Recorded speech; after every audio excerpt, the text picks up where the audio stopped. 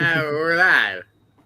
Yeah, we're totally alive. Hey, House Depends Howell here for the Lonely Marks Wrestling Podcast with my fellow cohorts, as always, every Thursday night here on the Lonely Marks Wrestling Podcast channel. JPO, what's going on with your glasses, man? What happened?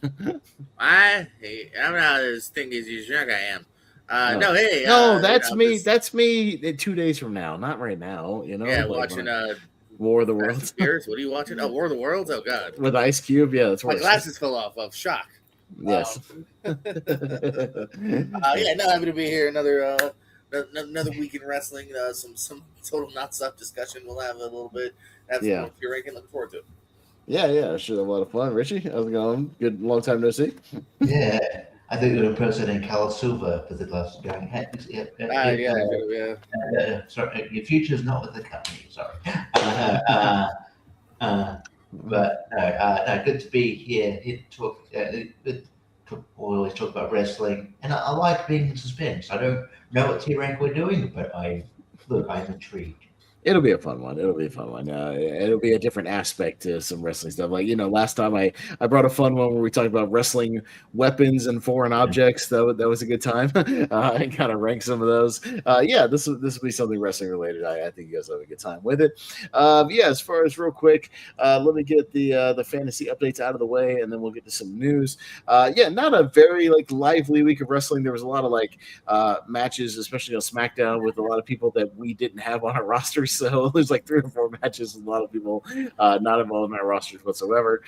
So not a lively one there. A couple of points going around on Raw. JPO had 40 points on the week. Richie 25 points. I had 45 points. That was just because I had one big main event, and that was about it. And then Rhonda had 55 points. She's just killing it right now. So she is still in the lead with 1660. JPO right behind with 1595, so not too far behind.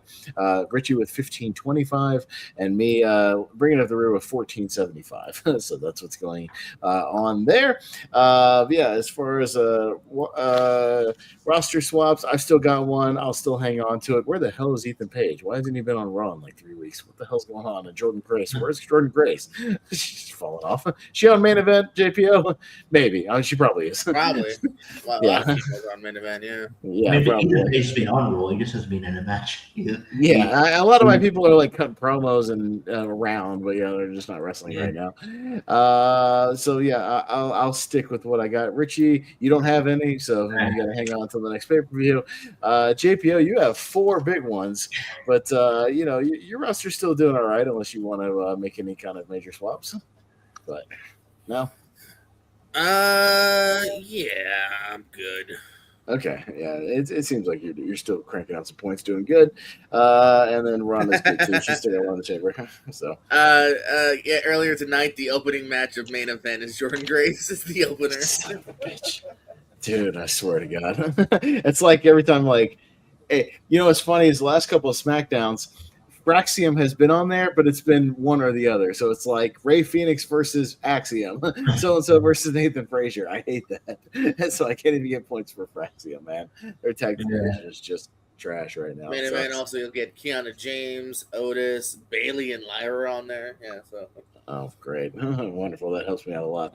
Okay, so, yeah, not a super lively week. We're building up to Night of Champions right now, so we'll see some points kind of shift around there. But, yeah, let's get into the news. And, yeah, for once, every now and then we get a TNA heavy week, JPO. And, yeah, it seems like their sort of roster apocalypse has begun or something is going on. I don't know. Fill us in. What's happening over in the TNA world, JPO? Yeah, it's a lot of TNA news dropping here. First, it was Steve Macklin. Looks like he has made his exit here. Maybe even calling Cole Silva a cuck. So that's interesting. From Over Pro. Cut him and said it in TNA, and then also said it again at Sammy Callahan's Revolver promotion too. I'm away from that cook. A couple days later, so he went in on him a couple times there. It seems so. Yeah, Macklin's part of his ways. Former NXT competitor here, who for one of the Forgotten Sons, in case you forgot. So I could see. I think he actually had He actually had a pretty decent breakthrough from a world champion, kind of briefly, but still world champion in TNA at one point, and even fought Santana not that long ago for the title here. Someone that you may or may not know was even still with the company, Sammy Callahan, also gone here. Kind of retired from active in competition last August. Hasn't wrestled since then, but was backstage being kind of an agent and producer.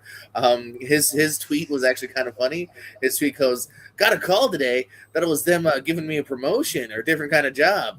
Well, I parted ways, evidently." He got kind of blindsided by it. It seems he literally thought because he's been trying to be kind of like a Tommy Dreamer, more of a creative guy with storylines, other than just kind of helping produce the matches. So he thought he was getting a job change or promotion.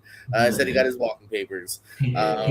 I wonder if Cal Silver was butthurt that he got caught a cuck on Sammy's Callahan's promotion. I mean, I think it's not Callahan's fault, I know, but people. He did mention, of course, too. Follow him over at Pro Wrestling Revolver. No, they're now just airing their stuff for free on YouTube at the moment too, so you can see full Revolver shows over on YouTube. Tessa Blanchard is also now no longer with the company. She returned late in December 2024, so about a year and a half she was back with the company. Of course, her first run was kind of historic in a way, not only Knockouts champion, but she won the actual men's world title. And then, unfortunately COVID happened, and then maybe she's a racist. So they departed ways with her when she didn't want to kind of come out of her bubble, and they were starting to do tapings again. So they had to kind of create a new champion. It does seem like this was a case. Tessa has admitted that it was a case of them, because they're kind of WWE affiliated, which means they're AAA affiliated, that now the CMLL relationship was kind of a problem. Is that she and she said in a statement, she's like, from day one, that was always part of the deal, is that I've made a home in CMLL, and I literally have a home there. She lives in Mexico for most part of the time, and then TNA would be would work with her on that, and that now has become a problem. She doesn't hold any grudges, supposedly. She said in the thing, she said, I understand where they're coming from. Hopefully they understand where I'm coming from. So she gave everyone kind of their flowers. But Tessa is gone from TNA and had a kind of an interesting run too. Like a lot of people were surprised. They were surprised they brought her back, and then even in a different weird way, they were surprised they also didn't really do much with her. Yeah, I would have thought they would have put her straight to the Knockouts championship. Well, at least that sooner or later, you think a year and a half she would have had at least a real go for it, you know what I mean, or even a run at some point. But she was just sort of with the Undead Realm, with Al. Yeah, mid card tag teams, trios kind of matches for the most part here. She's gone, and maybe the most shocking one of all, similar to Sammy Callahan, Tommy Dreamer, who's been with him for about a decade now, backstage, and after Scott D'Amore left, he was the head of the creative talent relations, hiring new people and everything, and several wrestlers sent out their love to him over on Twitter. So yeah, Tommy Dreamer is gone. I think he's kind of playing politics right now, or smart politics. He's not really demeaning them. He's saying, I'm upset, but it was, yeah. He's not trying not to slander anyone. Supposedly he even shed some tears on Busted Open. So a lot of people were surprised by that. A lot of different weird, interesting backstage stuff TNA has done in the last couple of years. First, Gail Kim, then Scott D'Amore, which a lot of people were kind of blindsided by, so I don't know if it's, the new regime, Carlos Silva or what, but yeah, a lot of interesting things. A couple people are staying though. That's also in the news. Tasha Steeles has re-signed. She's a former Knockout champion, currently involved in an angle with Mustafa Ali, and then also I thought she was maybe already signed, but they just officially re-signed Ali, the former Bunny from AEW, Bunny Butcher and the Blade. Ali had recently returned from the dead. She was murdered, but they brought her. She's back into life now, and with a re-sign. You can bring back anybody these days. That's crazy. And then also making a return at Slammiversary for the first time since 2011 in TNA anyway. Amazing Red will return to TNA at Slammiversary.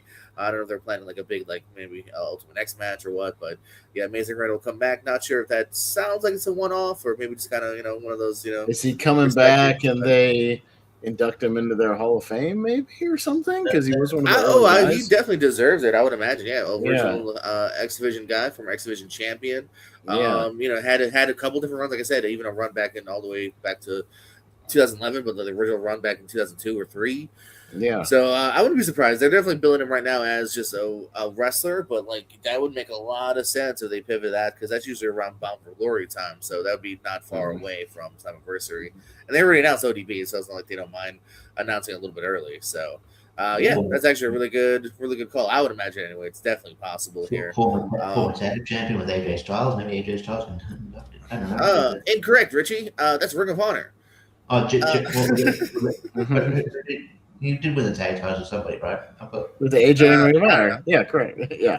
I don't know. I mean, maybe in TNA. I don't think it wasn't AJ. I don't think. Was it Dre Lynn? No, it was someone. I thought it was someone. Anyway. I'll look it up. I can look it up. Yeah, I'll look it up if you want. But I have to look up the NWA tag titles too, not the TNA tag titles. Yeah. He definitely didn't have any TNA like TNA branded because they had that. Okay, well, I'll probably think NWA. Strange over. I know. Well, so I still understand what you're saying. I was just saying for Pez's lookup. Yeah, it was when it was still the NWA tag titles one time with Jerry Lynn. Is what? Okay, Jerry Lynn is what I would have said. Yeah, I get a point. Yes. Yeah, and then also expected though to maybe somebody dropping the title at Slammiversary, let's say sign him to like a small extension or something falls through. A lot of people thinking Mike Santana's about to wrap up because heavy interest from WWE supposedly and NXT, and supposedly it's July that contract wraps up. So I don't know if he'll be dropping it at Slammiversary, make a small extension so we can make it to Bound for Glory, or just maybe try to pivot to re-signing him. But I would imagine, that's what you get to NXT. Like everyone else is leaving. I think you'll see him in NXT within the next 3 months. I feel like him and Leon Slater. Slater are both. Yeah, they're both NXT bound. They're gonna blow up. Yeah. Yeah, it would be very surprising if those two don't. That's the problem. Sorry, that's the problem with this WWE relationship. Is like if you happen to make like homegrown stars and they blow up, they're gonna leave your company, man. They're gonna go. WWE are gonna go. Thank you. I mean, as long as there's a smart way of doing it, though. As long as you give them time to kind of fulfill and wrap up. Like, yeah, they might not be mainstays, but it's not like Santana had zero time there. Same thing with Joe Hendry, and I feel like Joe Hendry had a long enough run, and Santana in the end, I think, kind of will as well. But it is a bit of a putting a lot of time and effort in somebody who just in the end will end up going sweet somewhere better. And the last quick TNA thing I have here is I guess they want to develop their future. I don't know. They're supposedly going to team up maybe soon with OVW again. Kind of have their developmental process as well. Work a little more closely with Al Snow and OVW. Wouldn't be the first time. A couple years after WWE parted ways with OVW, focused more on FCW, which became NXT. TNA was a developmental for TNA for not that long, about like a year or two. But they shared talent. I think Abyss was the OVW champion for a little bit. Abyss and like Batista have the same lineage of titles. If you look at the OVW title, and so we'll see too if they work a little more closely with OVW soon. I feel like it's been a while since OVW's had a breakout guy though, but they're still they have a weekly TV as well, on YouTube, so not a bad place to kind of keep an eye on for talent. All right, fair enough. So kind of a really weird week for TNA. We're doing some reshuffling and hanging on to a few people, so some stuff on that end. A couple of notes I've got, and then I'll pass it back to you, JPO, for some other new little nuggets. First of all, not totally wrestling related, but kind of became wrestling related. I guess congrats to the Knicks for winning the NBA Finals. And I have that in my notes. Fulfilling Danhausen. Yes, I was going to say, and a thing that wasn't initially wrestling related, then became wrestling related because Danhausen just threw a cameo, oddly enough, uncursed the Knicks, and then it became this thing where after he uncursed them, they went on like a 13 win streak, and then got to the finals. The dude was at one of the games talking with Ben Stiller and him. That dude's having a hell of a year. He's hanging out with Ben. He's hanging. Yeah, he hung out. Pat McAfee was on commentary for one of the games, and they brought him on for commentary for like 5 minutes on the actual broadcast. I just saw him on Stephen A. Smith's show, the ESPN guy, who he cursed Stephen A. Smith on one of his other appearances on ESPN, and now they've kind of he settled their piece, but he went on his radio/video, TV show, and they had a post interview, Nick's win interview, talking about the uncursing and how it'll go next year and things like that. And he did have I don't know if JV you wrote it out. He had some Demandhausens now that they won the championship and are uncursed. That he mentioned in some interviews. He would like to be part of the parade, which I don't think he is, unfortunately, but he wanted to be part of the parade. He wanted a Danhausen Day to be declared by the mayor. He wants a statue in front of Madison Square Garden, a mural outside Madison Square Garden on the side of the building, and then he also wants a Danhausen float in the Macy's Thanksgiving Parade in New York City. So those are his Demandhausens. So you know what? It worked. So I would give him what he wants, and maybe he'll win it next year too. As long as I'm done, he seems cool. I can do something like that. Give him like a key to the city or something like that. One of those things. Yeah, I can see that. But yeah, Danhausen in the spotlight, and to where even the players here and there were having to even acknowledge it on social media and whatnot. And yeah, he's become some of the promotions for the upcoming Saturday night's main event that's happening in Madison Square Garden have Danhausen in his Knicks jersey all over it. So I think he's going to even have like a celebration type of thing at Madison Square Garden and get a hero's welcome probably. So we'll see. We'll see how that factors in. He'll definitely have a segment on the show. So we'll see how he's literally one of the most famous wrestlers in the company right now. Yeah, and his merchandise is flying too. I heard if he's not number one, he's number two, like right around Cody Rhodes, and as far as merchandise seller. So congrats to him, dude's doing very, very well. Got a bit of movie news. I saw JP of a wrestler in a movie news. Drew McIntyre apparently has picked up another acting gig post Highlander. Yeah, I got that. So yeah, he's going to be in a movie called The Last Druid, also with Russell Crowe, who Russell Crowe's in the Highlander reboot, playing kind of the Sean Connery role. Definitely Russell Crowe. Drew's in the next year or two. Yeah, but it's a movie called The Last Druid, directed by William Eubank, who directed Underwater, a movie I'm a big fan of. That movie's great. He also directed Land of Bad, kind of an underrated movie with Russell Crowe, so that makes sense. He directed Paranormal Activity Next of Kin, which is not as good. But Paranormal Activity is. Yeah. But kind of an up and down, but he shows some promise. I like Underwater, and Land of Bad is underrated. Pretty decent whole movie. So so we'll see. He's kind of on the Wikipedia page, he's about third or fourth build down, so maybe he'll have a decent role in The Last Druid. So I don't know. Maybe. We'll see. So a little you can watch out for that after the Highlander movie comes out. There was an earthquake in Japan, and there's footage of a Noah show that was going on, Pro Wrestling Noah show that was happening in a match. They were on the 5th floor of a building having a show, and there's footage online where you can see the match going on, and you can see the earthquake happen during the match. It was a 5.5 earthquake, so not a super significant one to do like structural damage or things like that, but I saw the clip on social media, and literally like the match is going on and they're on the hard camera, and you can see the hard camera start shaking and you can see everything, and the wrestlers in the ring kind of stopped wrestling for a second. Everybody in the crowd was on their phones because they were all getting earthquake alerts on their phones. So everybody kind of had to lock down in place for a few minutes and kind of stop the match, and then they resumed it a few minutes later once they kind of checked and made sure everything was safe. Even the people on commentary had to kind of stop and acknowledge the earthquake. So that was a weird happening. You can find footage of it online of this Noah match happening. Jesus. An earthquake. So kind of a scary, weird situation there. We've got the King of the Ring is moving on. Obafemi is in the finals. He'll be facing the winner of Javon Evans and Jey Uso. So we'll see. I think that match is happening on SmackDown, I think, if I remember right. So we'll see where that happens, where that ends up. We had a few more matches added to Night of Champions. Trick Williams will defend his U.S. title against either Carmelo Hayes or Ricky Saints, fighting for that opportunity. And then Io Sky is facing the winner of Liv Morgan and Charlotte Flair. coming up. So she'll be facing the winner of that. And then on the AEW front, kind of an upset. Maya World defeated Athena to move on to the finals of the Owen Hart tournament, and she'll be facing Mercedes Moné at Forbidden Door. So Maya World facing Mercedes there. A few other matches announced for Forbidden Doors. That card is kind of coming together. John Moxley defending his Continental title against Bandito. So that should be an interesting match. Should be a decent one. Tekla defending her title in a Forbidden Door kind of situation against the Starlight Kid, champion from Stardom. So she'll be facing a Stardom star, the Starlight Kid.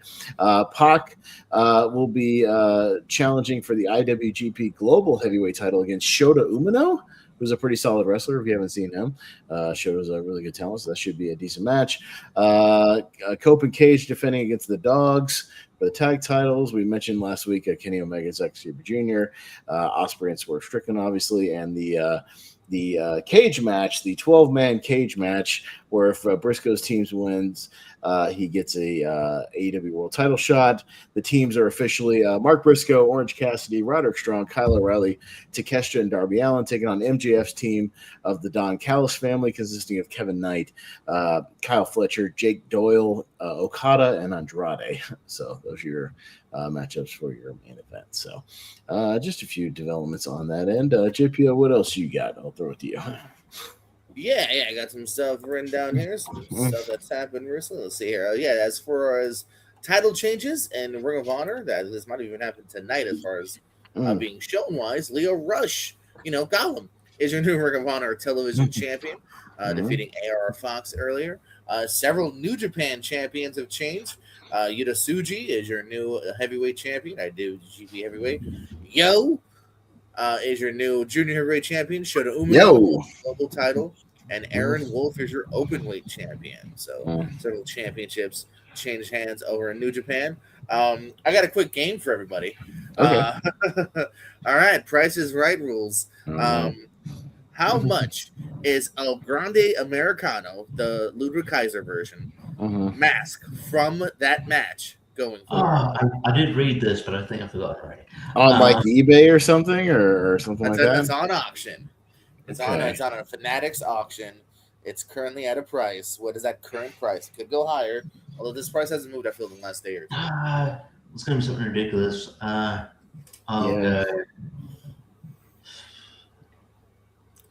go 25 G's. Yeah, that's kind of where I was going to go. You know what? Screw it. I'll go a little higher. I'll go 30 G's. Well, throwing another 10 grand, 40K wow. is the current bid for that mask, that ripped up mask that supposedly Kaiser wore. Probably some blood on it too. He was bloody during that thing. So yeah. All right. I believe this is Kaiser's and not Gable's, but yeah. Okay. Yeah, it's Kaiser's. So so I thought that was interesting here. Yeah, 40K at the moment here. Something that'll be way cheaper though. Cyndi Lauper was showing off her first ever WWE action figure. They're going to be a nice triple pack with her, Captain Lou Albano, makes sense, and Roddy Piper. So that 3-pack's coming to stores very soon. Should be in the Hall of Fame though. Cyndi Lauper should be in the Celebrity Hall of Fame, in my opinion. That is weird. Hall of Fame. The Sid thing was weird this year. The fact that he's in the Legacy wing and she's not in, I don't get what their thought process is. So I've spoke before about how my AEW, the app and video service, is kind of adding to their library, and they're still doing it.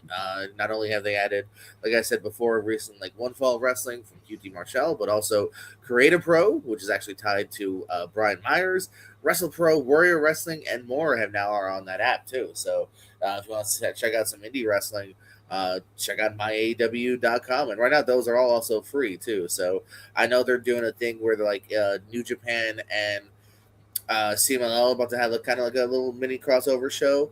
And like that's actually on, you have to pay if you want to watch that on MyAW. So I don't know if they're going to do that down the line with some of these other companies. But yeah, right now, just check out some matches from other places. Speaking of Danhausen, WWE has recently tried or in the attempts of trademarking Human Monies. So they want to own that and make some more merch off of Human Monies.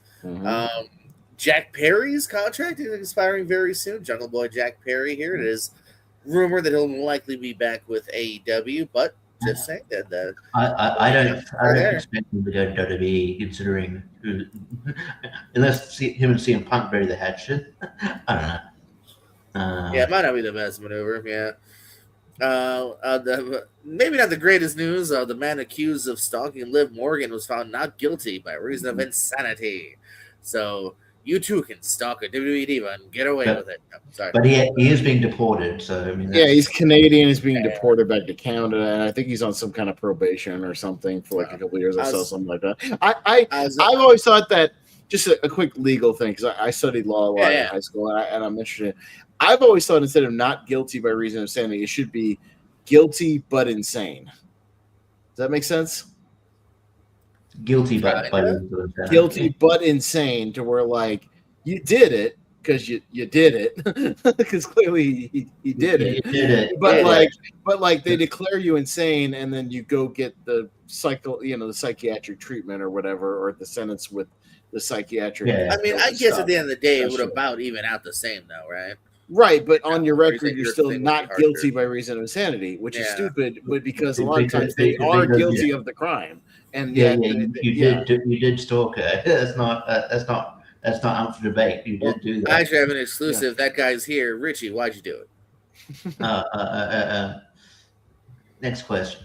Temporary insanity. Of course, he's not guilty. Well, here's actually a lovely story here. Will Ospreay and Alex Windsor are married, so shout out to the AEW couple. Ospreay also joking about that on a recent Dynamite.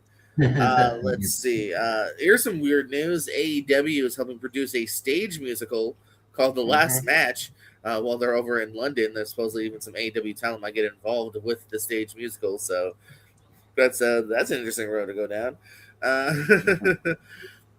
Some kind of unfortunate, at least potentially unfortunate news here too. Piper Niven, the former Dewdrop, has gone on a live stream recently and has said that she's on the road to recovery, but there is a chance that that doesn't mean she'll wrestle again. So she's definitely striving for that, obviously. But the severity of the injury, it is one of those kind of just got to wait and see, how does the body react to, surgery and everything. So, much love to Piper Niven. Hopefully she is able to return to the ring here. The same can be said for Kota Ibushi over in AEW, another person that has been bitten by the injury bug a couple different times. And he's admitted, he's like, hey, I'm not, unlike I think Jim Ross might have called him a young man on commentary. He's not. He's 44, and he's been injured a couple times. So he too is like, would I love to wrestle again? Yes. Let's see if I can, So much love to Piper and Kota, hopefully being able to come back. Somebody that has unfortunately retired from the wrestling business, Luca Crucifino. I remember him, one of Tony D'Angelo's running mates that was recently repackaged into like a club kid and then fired after wrestling one match as the club kid. He's gone from not only NXT and everything, but he has said that he is stepping away from wrestling completely here. So good, get out of here.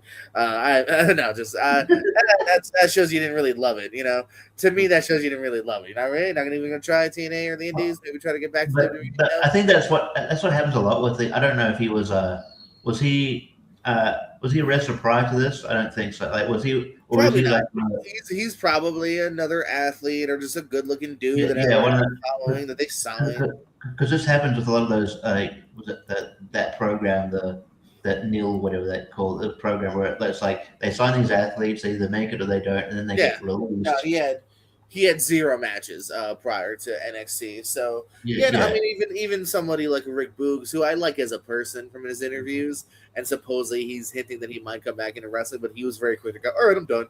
Like it just shows, man. Like sometimes it works out. Look at Bianca Belair. She is simply an athlete that they found that is now like a top tier performer, and a multi-time champion, and probably at some point a future champion when she comes back. But then I just think plenty of times it really doesn't, because if you don't have passion for the business.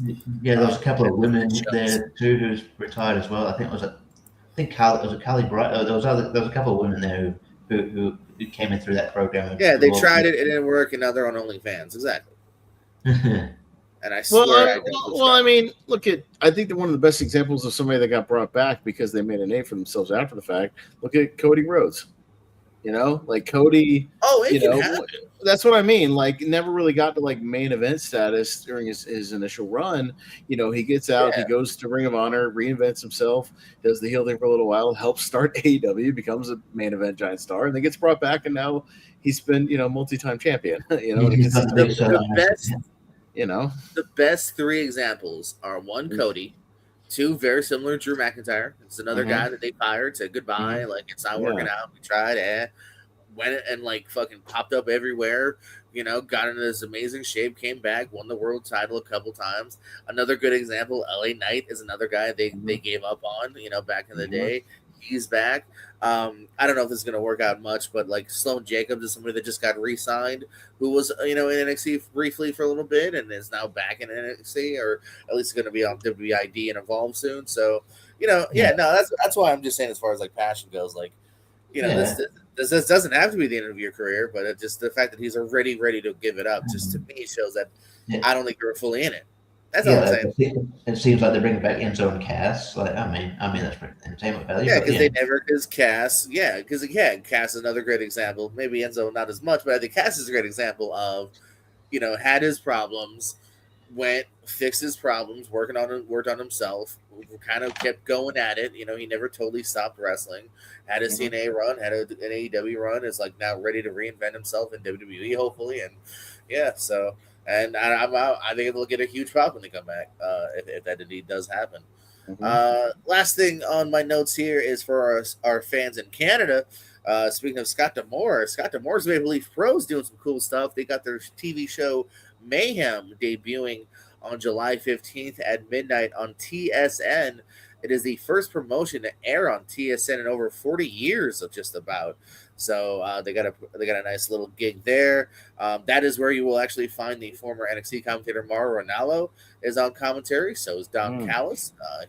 That's kind of their main commentary team. Set up for that for the TV taping when that will air on July 15th. Matches like Stu Grayson versus Jonathan Gresham, Johnny TV versus TJ Perkins. They got Rhino on the card, PCO, Evil Uno. So I don't know if they have a deal with maybe AEW, because I thought maybe like Johnny TV and Evil Uno were AEW people, unless they no longer are. I'm not sure. But they're advertised for the event. So so it seems like they got a decent card. And also some good Canadian workers as well that I'm not too familiar with. But Maple Leaf Pro having a show on July 15th, or a weekly show. But it does seem like it's going to have a season finale. So it doesn't look like it's going to be necessarily like a never-ending weekly show, but they're going to have kind of like seasons at points. Hopefully, if there's a way to watch in the States, I would like to watch it somehow. And maybe somehow finagle your VPN into like some kind of online thing. I don't know. Maybe there's a way to do that. Not sure with TCN. I'm sure there's a way. I'm sure there'll also be a way to like. I don't know. Like I said, I don't know if that's Canada, so they might just make a separate, USA deal for YouTube or Fight or like you said, maybe if it's on friendly TV and somehow. Yeah, something like that. Richie, you got any notes at all?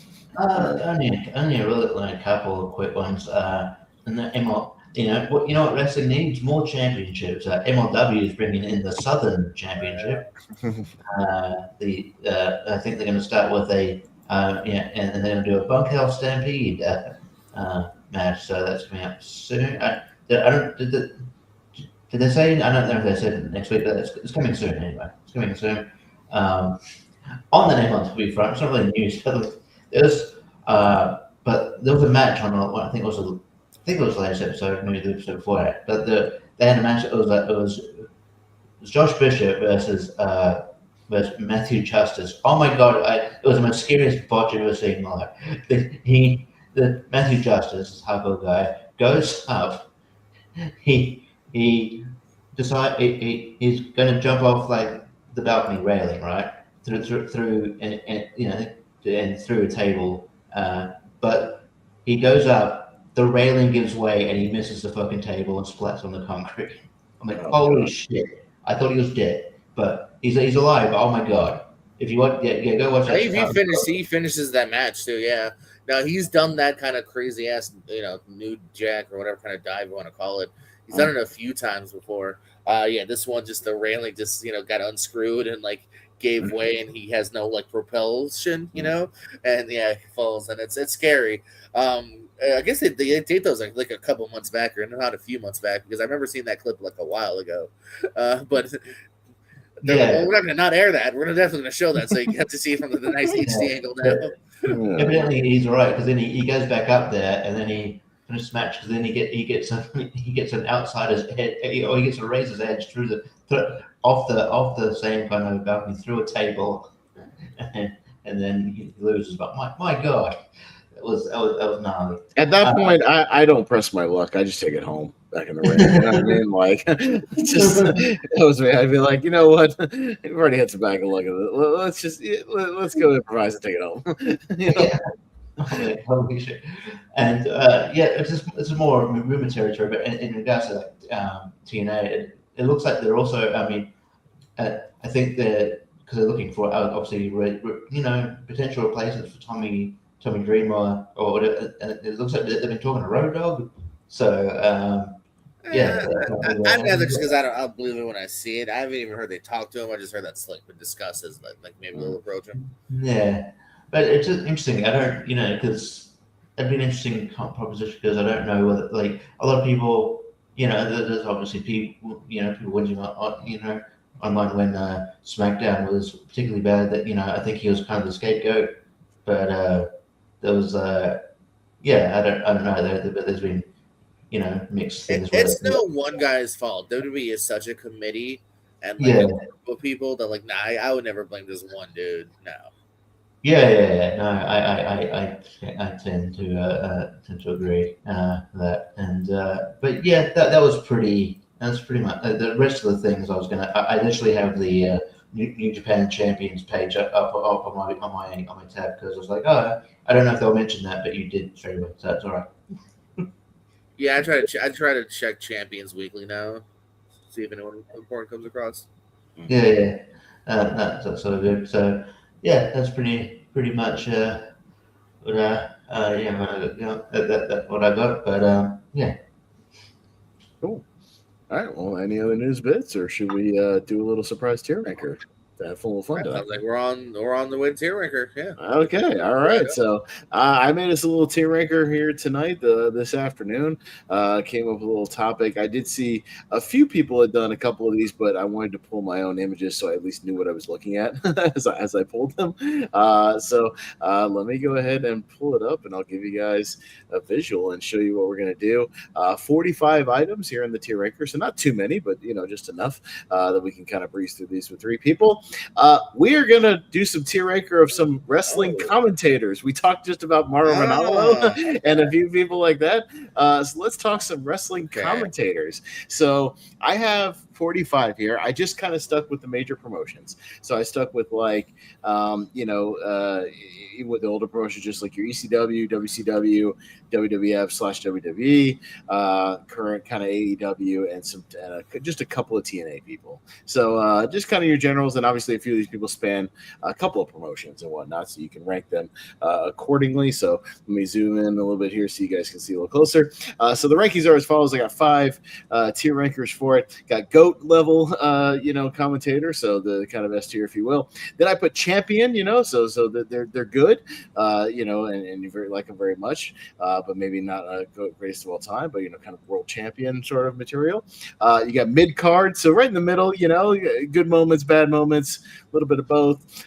Jobber is my next tier, so not quite, they're employed, they're okay. Jobber, they I'm laughing at the last one though. and then hit the mute button on the final one. Get them off my TV, hit the mute, turn them off. No, thank you. So mute will be the lower tier. So mute, jobber, mid card, champion, and GOAT is our tier. So you can choose whatever tier you like. You guys know how it is, so I'll bring them up. You let me know what tier you would put them in. We'll kind of rotate the order each time, and we'll breeze through this. It's only 3 of us, so we'll breeze them fairly quickly. These are in no particular order. I think they're only just in alphabetical order by the way I labeled the picture, so it's kind of random order here. So, so we'll kind of be bouncing around here. So this is all luck of the draw as far as these. And I'm just going to put them in mute so you can see them as I pull them up, but I will move them around accordingly, of course. So Eric Bischoff, if you remember, he did commentary. I'm going in alphabetical order here, so with the B's. If you remember, he did WCW commentary early on, like 95, 96 era. So just what do you think in general about Eric Bischoff, Richie, as a commentator? I thought he's okay. It was never. He didn't really annoy me to the point of mute, and I don't think. Yeah, it was. I don't think his job. I think he's just. I would say he's mid. I think he's good on the mic as a character, but as a commentator, he didn't really do anything here or there for me. So I'll go mid. Mid card, okay. JPO. Yeah, no, I think Richard kind of said how I feel. Yeah, I think he's okay. He was very kind of plain toast for the most part.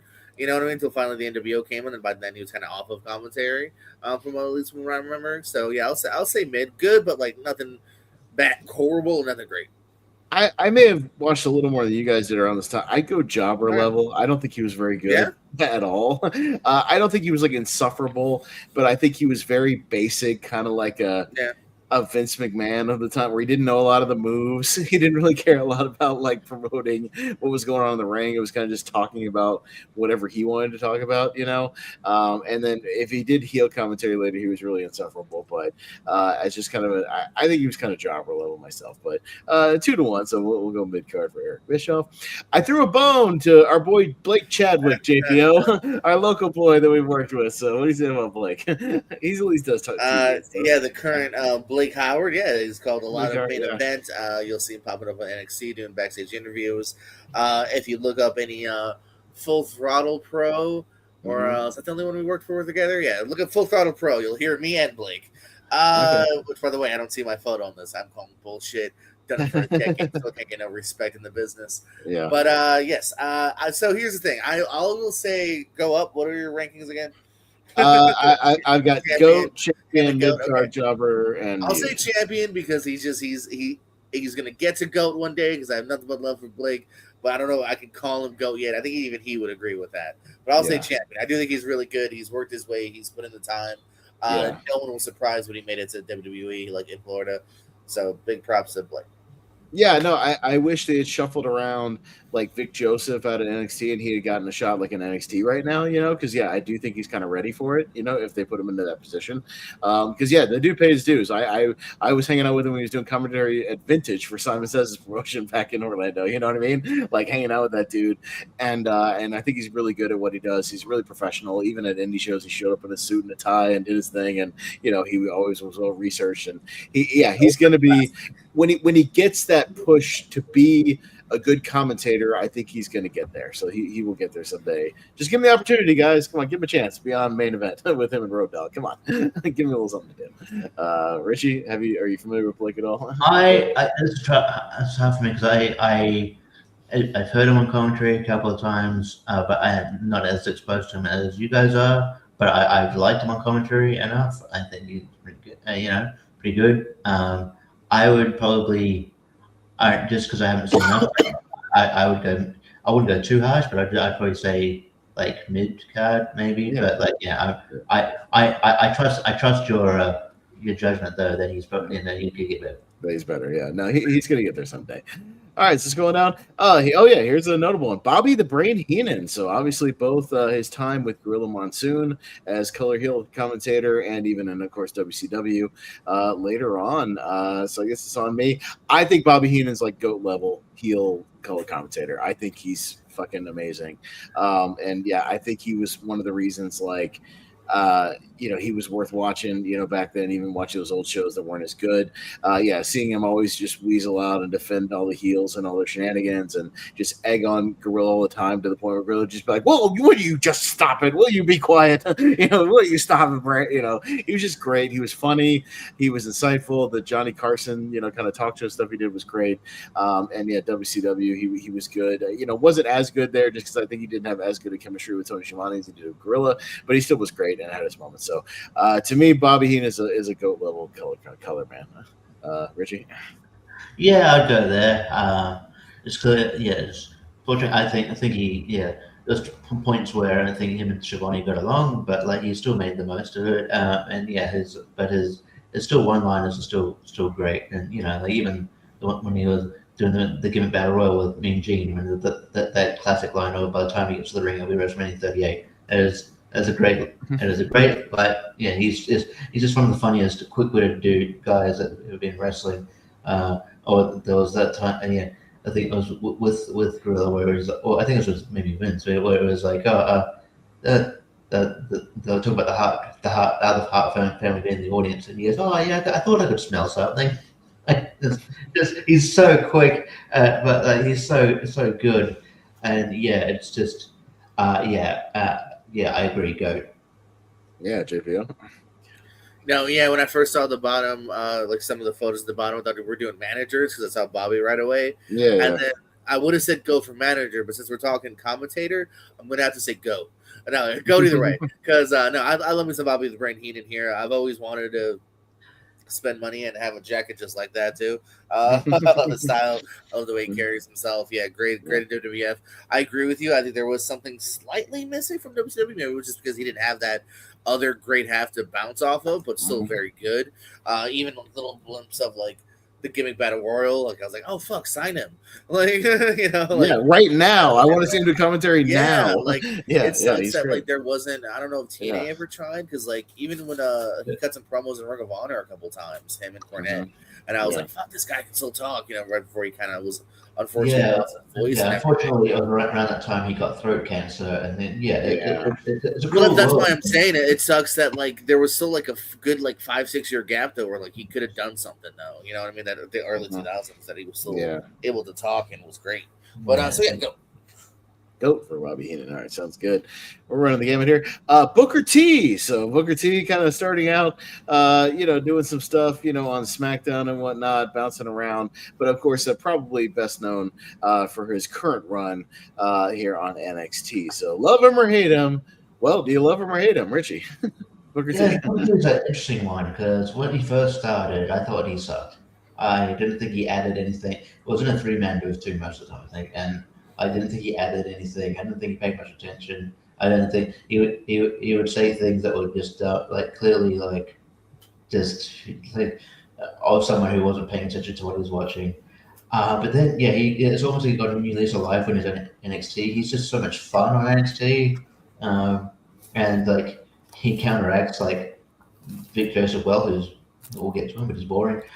So he's so fun. So I'm leaning towards. I'll go champion. Okay, fair enough. JPO. Yeah, so I totally feel what Richie's saying. That first run, you're talking like jobber. You're talking like, all right, you're not really flowing. But yeah, this NXT run, like I look forward to him every week. I think he adds to the show. I think he's part of the reason Trick Williams got over. We've all joked about like, oh, let's put him in Trick's entrance at least just once, like at Mania or something. Because he's really entertaining. I think personally, the thing that has helped is that he's probably doesn't have shitty Vince in his ear. Even back when Vince was still there, he wasn't as hands on in NXT. And I think Booker was able to let his freak flag fly. Like Booker's really entertaining champion for sure. No, I have no hesitation saying champion now. Yeah, no, I'm in the camp. I've always liked him and thought he clearly has a passion for it. When he gets excited, you feel excited. When he gets loud, you get loud. I think the fans dig him. I like him. Yeah, I mean, he's got his own style, but it took some time to kind of get used to. But I think it's a lot of fun, and I quite enjoy him. I even liked him when I remember even one of the first times he came on commentary as like when he was King Booker, and he reverted back into like Booker T instead of King Booker, and like he started calling the match, and he'd just be like, "Oh yeah, he just put him in that headlock right here. He's gonna wrench on that head, and he's gonna pull on that arm right here, pull him on that wrist lock." Like it's just so funny. My favorite is when he was in TNA, and him and the Many of It Mafia took over TNA, and he was Black Snow with Chet Lemon, with Kevin Nash's Chet Lemon, and Black Snow was really fun. And then he got in the ring and attacked whoever it was, and he did his own commentary. "I'll fuck you now." It was so goddamn funny, and it's so great. But Yeah. All right. So Booker T making up in the champion level. Byron Saxton. All right. He had a little run on Raw for a little while, a little run in NXT. Who are we on? JPO. What do you feel about your boy from Florida, Byron Saxton? What do you think? Yeah, I've always liked Byron. I think there's a reason this dude has somehow actually been like a really long staying guy. Yeah.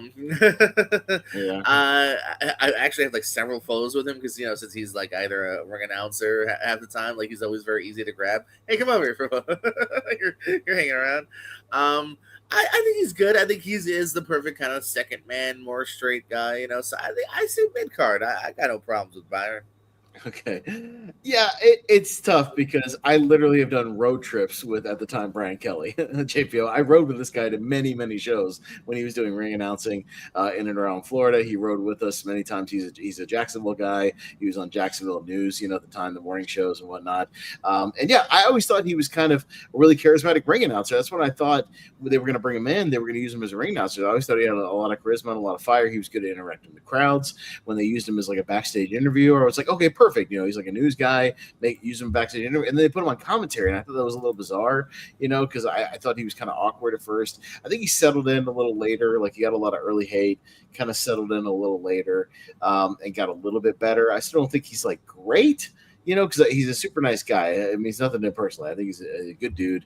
But yeah, I don't ever think he's going to get into like amazing status, ever. So I'm with you. I'll go kind of mid here, Richie. Yeah. Look, I'd rather see him on commentary than in the ring. Not really. He was not good in the ring, even around Florida when he was wrestling on the Indies. I can tell you that. Yeah, like he like there is like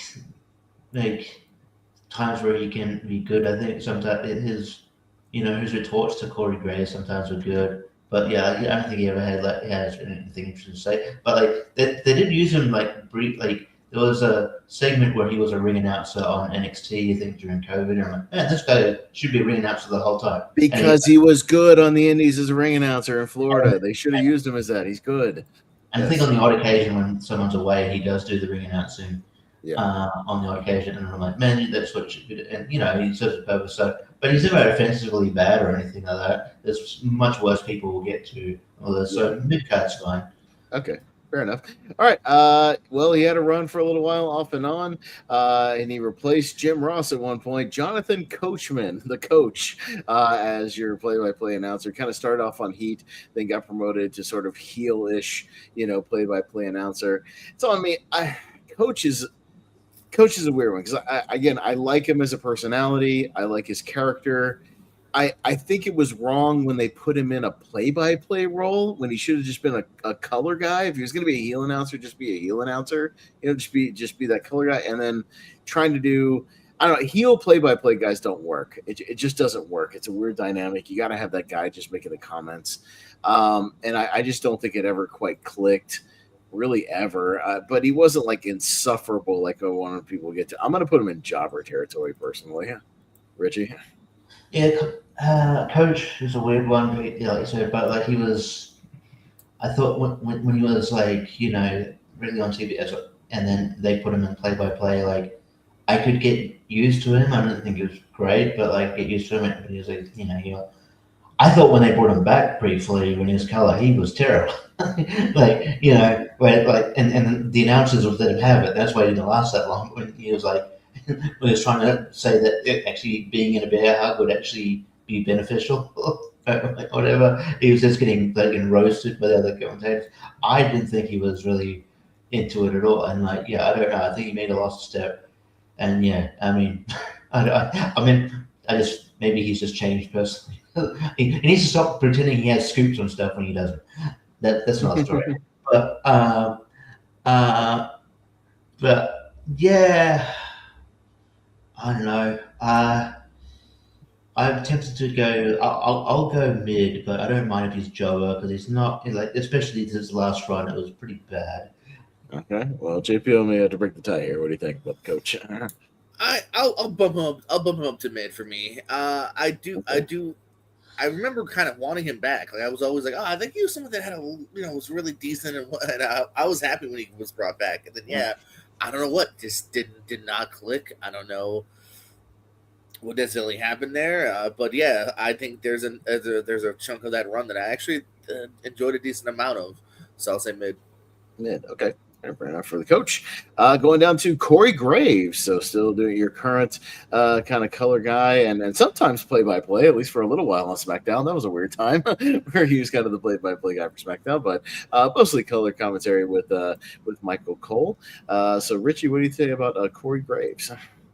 I think like he's definitely suited more for color commentary. But I think when his play-by-play role, especially on AAA, it is good. But I do sort of like him playing a more sort of heel role. So it's still hard to. I'm still trying to get used to that role for him. But I think he has proven himself to be quite good, and he is pretty funny and quite quick-witted, and he's definitely a company guy. And I felt for him, even though maybe when they briefly brought him back down NXT, because I think he worked really hard and deserved more than that.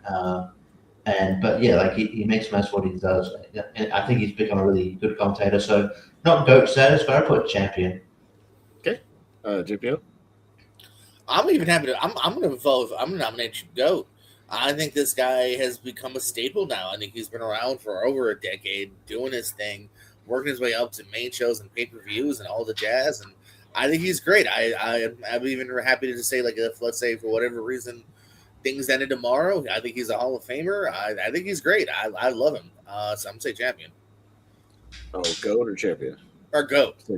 Okay, gotcha. Just saying. Okay. I like him a lot. I would easily go champion. I don't know if I can quite go GOAT yet, just because the people I'm thinking about that are on this list that I'm gonna put in GOAT tier, I don't know if he's quite there yet. But I think when the run is all said and done, I think he could be that potential to be that, because I do like him, overall as a commentator. I was happy when they brought him back. Remember, he got kind of bumped down for a little while, like demoted, and then they finally brought it back, and he kind of bitched about it on social media and whatnot. I do think he's earned a spot. So yeah, I do like him. I'll say champion. So I'll kind of split the difference here, but it's high up champion. I would put him at the front of the champion. How about that? Kind of at the front right there. Release Corey Graves. David Otunga. Remember David Otunga on color commentary. JPO. How about the David Otunga? Yeah, I'm going to put him in the jobber category here, and I put him in jobber category for just about every aspect of wrestling. His podcast is kind of interesting because I like hearing people's stories, but that's about it for him. Yeah. I don't really think he added much, not much character, not much play-by-play knowledge if he tried. There's not much for me personally that I even remember to do a whole lot.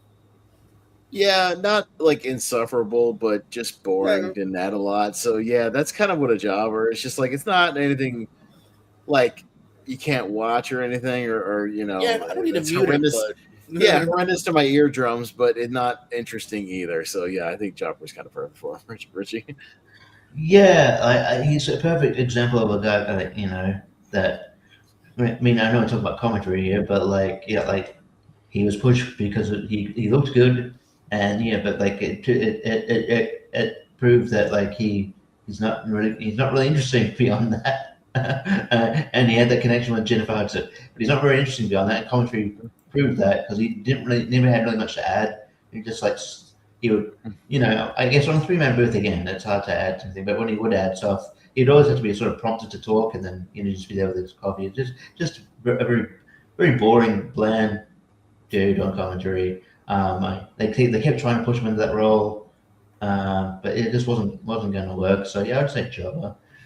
All right, so he'll be the first one kind of solidly in the jobber category.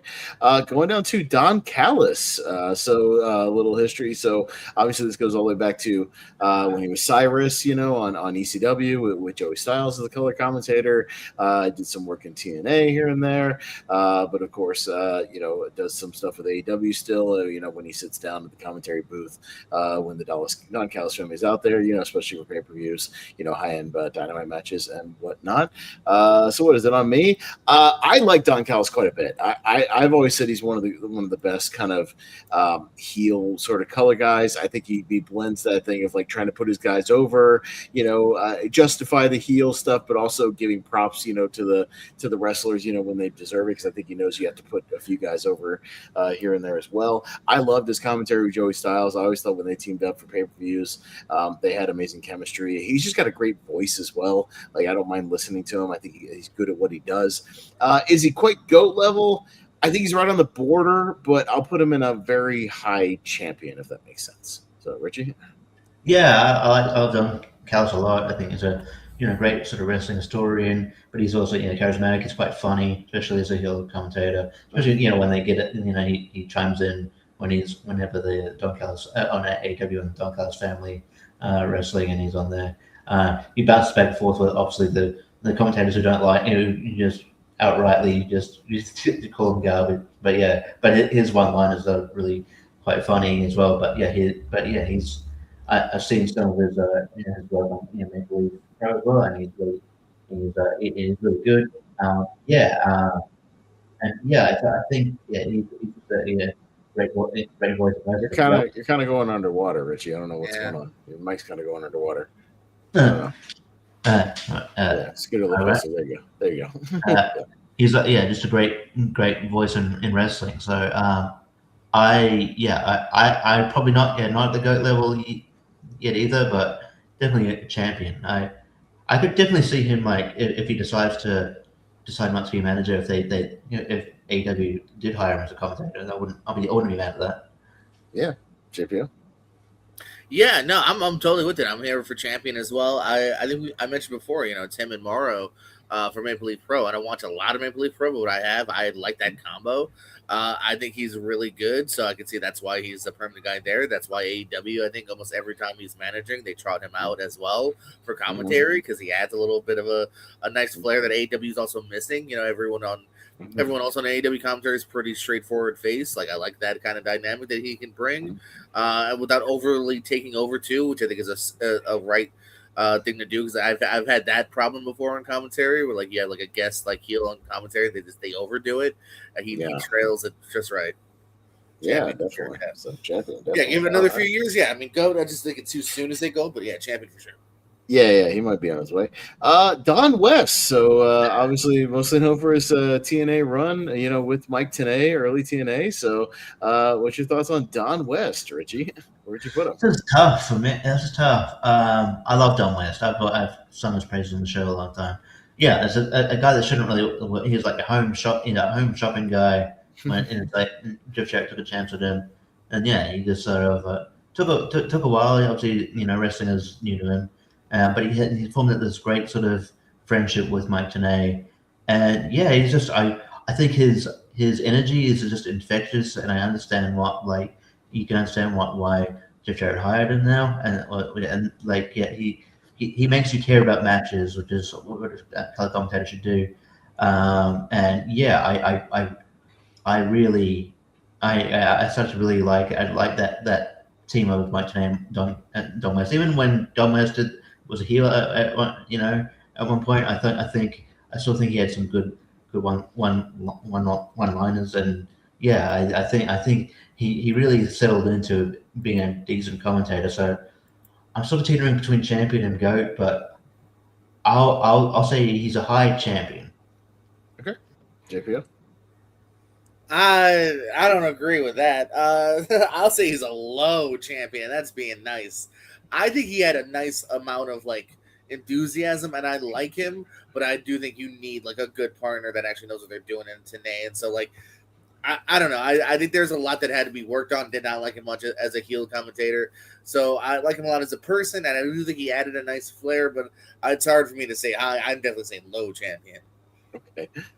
I would still keep him, in that kind of low champion tier, though, because I think, like Richie said, I think he had a contagious energy that got you excited for matches. I mean, think about the the cage spot with was it Elix Skipper? You got to get it right. Just like you remember stuff like that, and I think when you pair him up with somebody who does have the wrestling knowledge like Mike Tenay, who can carry that aspect of it, and he's just there to like sell the match essentially, which is what he did on QVC. Like those prime years of TNA, 2005, 2006, things like that, where they were hitting their stride. I think I really, really enjoyed him. So I don't mind at all keeping him in kind of. I wouldn't put him as high as like Callis or Corey Graves, but I think he's good. So I enjoyed him. I'll put him. Yeah, I was just saying back, but I'm just not close to GOAT. I don't. That was no. I'm sure. No, I'm not with Richie. I wouldn't put him in like GOAT level. We'll get there. Yeah. I think there's a few more in here that we'll get there. If you remember brown bag specials though, because I did want to buy some brown bag specials. Okay. Yeah, if you remember Dusty Rhodes, early WCW color commentary. Yeah, baby, there you go to that. What you talking about there, boy? You gonna do that flippity do? You gonna slap the thing around the red side? How familiar are you with JP? How familiar are you with Dusty Rhodes? Yeah, I don't know about anyone else, but you just kind of proved my point as well. I'll say mid. I think he's obviously one of the best promos of all time, but I don't necessarily want that on commentary for 3 hours. So sorry. Yeah, he's not a voice I want to hear. Again, kind of like it's Don West. Like he has fun energy, but like I don't know, it wore thin. I feel. To a degree, so I'll say mid because I don't want to put Dusty any lower than that. No, Cornette used to talk about the poor bastards who on WCW Saturday Night who had to try to do the subtitles live, the closed captioning for Dusty Rhodes, and would just give up. And like they could not translate what the hell he was saying. But he does have an energy to him. You can tell he's excited about what he's talking about, and he's fun.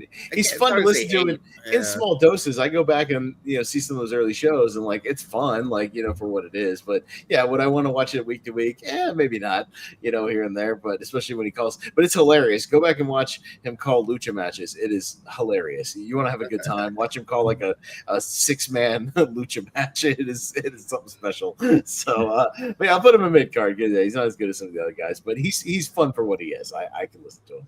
Richie?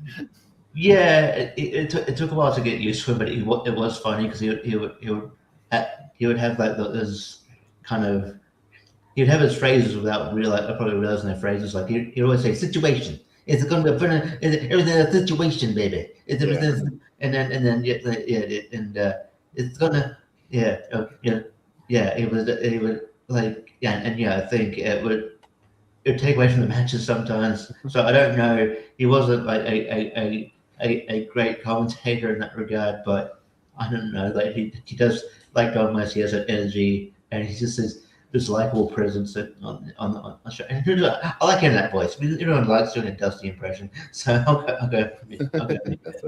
That's right, baby. Put me in that mid card instead. It's quite as good as they are. But you know what? I do what I can. I'm the GOAT wrestler. But you put me in the mid card for the commentary. I'm fine with that, baby. You know what I'm saying? So all right. Well, let's go with current AEW play-by-play star Excalibur. So of course started in PWG. Did all the commentary for their stuff if you watched a lot of PWG, and of course the boys brought him along to AEW. So I guess it's on me. Yeah, Excalibur's an interesting one because I always enjoyed him when he did the PWG commentary. I think kind of like Mike Tenay, he's got the wrestling knowledge. Like he knows the moves. He talks to all the boys. He knows all their special moves for the moves, like all the names of everything. I appreciate that he knows all that. He certainly can talk fast when he needs to promote the matches and run down the cards. He knows how to do that. I think he's really good, at what he does. I think there's a reason he's been, named kind of announcer of the year a couple of times here and there. Don't think he's a GOAT level, but I think he could be in the future. I'll go like a low champion for Excalibur. Richie? I'm sort of near. I think he's near. I would go high champion. I think he's close to GOAT level to me. I think he's really good. Like he's just very versatile. Like obviously he's got great. He just builds great chemistry with everyone. He's got great, obviously great historian. Knows obviously knows a lot of moves. Just got a great voice for commentary. but also just quite funny. Like I would love. I mean, sometimes it would take away from the matches, but one of the reasons, like when Dark was on, like him and Taz was so funny. Like they're like he's just he's just really funny dude. Just be paired with the right person. But yeah, I think he's turned into a great commentator. So I would go high champion, but I wouldn't be mad if it was Goat, to be honest. Okay, yeah, JPO.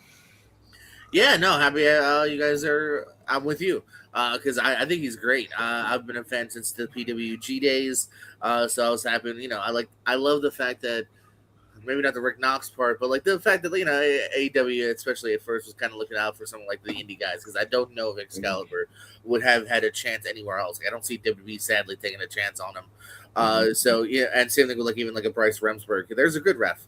So I like the fact that they brought in some of their friends with them, and I love Excalibur. I think he adds to it here. I know Cornette has complained before about the mask, and I'm like, well, no, he wore a mask. Now he's on commentary. Same thing like if Rey Mysterio decided to do commentary. Like, it makes sense. Rey Mysterio wore a mask on AAA commentary. He still wears masks. So that's what I'm saying. Just because you're not familiar with him wrestling, he's keeping the gimmick going. That's what he's been known as since day one in wrestling, or at least I don't know about day one necessarily, but he was a wrestler for several years before he was a commentator. And so yeah, but anyway, this is a weird side, but yeah, I'm champion. I enjoy him every week, and I see him literally being an AEW long stay forever, kind of like their Jim Ross or whoever for a very long time. Did Cornette ever complain about JR wearing the cowboy hat all the time at the table? Who gives a shit? Whatever. Yeah, it's one of those things where sometimes he makes good points. Sometimes I just think he's blind. You're just hearing his voice most of the time, anyways. I don't really care. You're just hearing him. So I don't know. He's like, that's weird. I'm like, well, we live in the world of wrestling. A lot of shit's weird, dude. Wrestling is weird. Yeah, that's what it is. You walked around in a red jacket and a tennis racket. Yeah, who has a tennis racket? You a tennis player? That was never explained. Okay. All right. I threw in an old school one here for old school kind of NWA days and things like that. I threw in Golden Sully. I don't know how familiar you guys are with Golden Sully. He used to call a lot of the early, Ric Flair, Dusty Rhodes matches, things like that. If you're a little unfamiliar, I understand. But any of you guys familiar enough with Golden Sully? I am a little. I know people talk about him quite. Like I've heard wrestlers talk about him in sort of GOAT level conversations as their favorite commentator, and having to get I think when I obviously when I started watching he wasn't really, I think in older stuff I saw he was more maybe doing interviews and stuff. I think maybe I've seen a couple of matches where he was doing commentary, and so I didn't really get a good sample size as to where I'd put him in the conversation, but certainly not like Jobber because he's quite revered, but I don't know. It's I would probably just go with whatever. If you've got more of a bigger opinion, I just go with. I would put, if I had to give it, I would give him at least an honorary champion. I know you guys aren't familiar. He's very good at what I didn't say that. Yeah, but JP, yeah, I know. I'm just saying that's what I would say. But well, you said you guys. I didn't say. I never said I wasn't familiar. No, because I owned some old school DVDs back in the day and stuff like that. Yeah. They were cheap. You probably put him in champion so we don't make anyone mad. I'm personally voting mid card. He is just not my tempo. He is definitely an old school tone and the way he, high angle suplex. There's the drop kick. No, he does not do it for me personally. I know other people say he's one of, if not the best. That's your opinion, brother. Okay. I don't listen to his matches that much. Can I at least for me put him at above Eric Bischoff because he's better? That's fine. Yeah. Like I said, if there's other people here, maybe Michael Turner or I don't know who would disagree. Bob Cook, if you're watching, but yeah. Sure. Okay, fair enough. All right, fair enough. All right, well let's go to the other side of the old school Bobby the Brain hand. Let's go Gorilla Monsoon here. Yeah, old school WWF announcer. I think the voice of kind of the 80s of WWF, and really kind of the voice of all the big moments from back then. Of course, the irresistible force breaks the immovable object. A lot of the classic calls of all time. So I'm not sure who JP. I'll just start with you though. So what do you say about Gorilla? Yeah, I think think we got to me. I want to have the pair put them next to each Yeah. other if you can. If you guys agree with I Bobby. agree. Yes. Yes. Yeah, there we go. So yeah, and then no matter how we may move it later, keep them together because Yeah. this is one of my favorite duos right here, and this to me is a great example of when commentary is getting good. Because again, not to go back and shit on Cortisol anymore, get canceled, but like. Gorilla's great as the more of the straight man, but still the energy's there. Like you just said that quote, the energy's there. Him and Bobby bouncing off of each other. Great face heel dynamic. It's because of the Bobby connection. I don't I'm trying to think of if it wasn't for that, if I would still say GOAT. I would still probably say definitely champion, but with that connection and it being one of my favorite duos of all time, I'll say GOAT. Probably my favorite duo still, and I'm even again more of a newer school guy. But GOAT. No, yeah, and even when we go back and watch, even if the shows aren't like amazing, I still, I don't mind going back and just listening to those guys, bounce off of each other because, Gorilla had, great chemistry with Bobby. He knew how to amp it up for those big moments. Like we thought the WrestleMania 3 call, wouldn't be what it was without, the line of the irresistible force move. Well, hey, Hulk's got him up. I slapped him. Hey, slam down. All that kind of stuff, and anytime Hulk come in, he was running wild. Like, he had the energy. He knew how to make the big calls. He knew how to play off Bobby and defend the baby faces when they need to be defended. He just did his job really, really well. And he's an icon. So he's an easy GOAT for me, Richie. Yeah, I bet you for the combination of Gorilla Monsoon, Macho Man, and Art Donovan from King of the Ring '96. How would this guy weigh? Remember that? Yeah, that was great. But no, this team up is iconic, just one of the best commentary teams of all time, and just for all the reasons you said. So absolutely go. GOAT. All right, so we got our second GOAT up there. JBL, so bounced around commentary, quite a bit, on different SmackDowns and whatnot, even as most recently, as we talked about, calling Lucha AAA, as a color guy. I got a full pay-per-view of him with Malcolm recently when we were talking about 06 Survivor Series. He was on the call for SmackDown on that show, so I even got to kind of re-up on him. So I'll go first.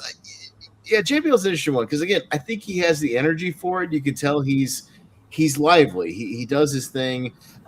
He does. I think he over tries on the heel stuff too much. Like there's a balance there again where you have to you can play the heel thing, but you gotta put over certain spots. And I think he takes it too far. Like there's a thing where he's just like, Matt Hardy is an abuser of women or something because he bumped a lady off the off the apron. He should be put in jail for abusing. I'm like, bro, reel it back a little bit, okay? You can be mad that your guy lost, but reel it back a little bit, dude. You're talking about he's too much sometimes. So I don't think he's insufferable because I think he has his moments, and he has a spot, and he's good with certain people. I'd go somewhere in the mid card, Richie.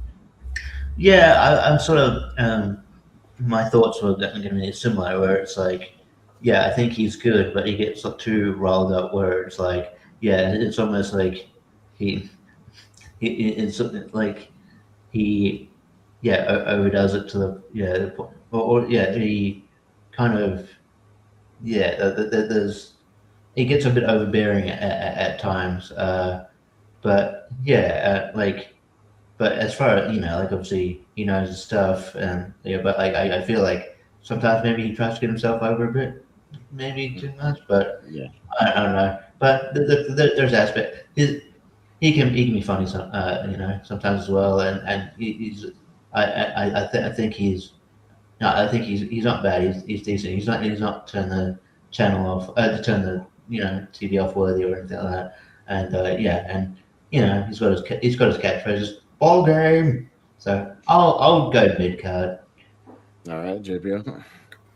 Yeah, we're jiving on most of these here to a degree. Mid card was definitely my first instinction as well. Even when I heard he was doing the AAA stuff, even outside of it being Lucha Libre, just in general, I was like, oh, JBL again, all right.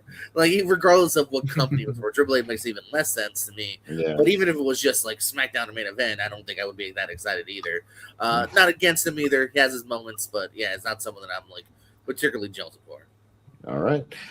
Jerry the King Lawler. So obviously been doing it since the 90s, probably most famous, of course, for, his chemistry and run with Jim Ross. Yeah, always kind of the heel, but, I think more known for being, the funny heel and but, getting the serious calls when he needs to. So hitting those high pitches. Richie, it's about the King. Yeah, I sort of, I, I've never like it's hard, it's tough because I always, you know, I been sort of have love hate with King. Uh,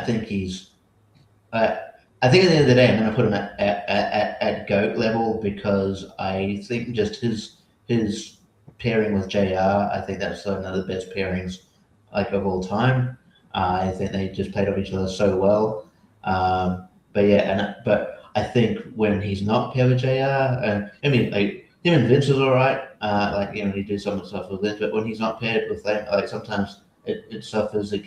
Clearly, sometimes he's only as good as the chemistry he has. Like I don't think he's as good with like Michael Cole, for example, and especially like towards the end of his like maybe commentary run, like he was definitely you can definitely tell they were like trying to say, hey, reel it back a little bit. You're not in the '90s anymore, but, or like you get in trouble or just like not paying attention to the product anymore, not actually watching the product that he's supposed to be commentating on. So there was that, but like at the end of the day, I can't not. I think just because of that pairing with JR, and I can't not put it in goat status. So yeah, I'll go goat. Yeah, JPO. This is, damn man. I'm really torn on just the top two levels. So much love to Yeah. Lawler here, but yeah, there was moments though where like yeah he was a little too much, and I don't know about the side of the Jim Ross if I think he's in that goat level. I'm gonna say high champion and let Pez decide. I'm not if it's goat, but there's moments Yeah. where I definitely he didn't get to goat level, and I was kind of ready for him to like go away or try something else. Even coming into this, yeah, this is a true borderline one where it's like, yeah, man, in the glory days where he's with JR and the prime of like the Attitude Era, the Monday Night War, like he's great. Like he's perfect. He has amazing chemistry with JR. But yeah, you look at those later years with like Michael Cole, it's not as good. When he got paired with other people, it's just not quite the same. So it's a bit of a bouncy career, but those prime days are good. I'm gonna go high champion, like right up at the top, tippy top of champion, right on the border of goat. So, because I think we'll get to the actual goat, the other half of that in a minute. So we'll get there.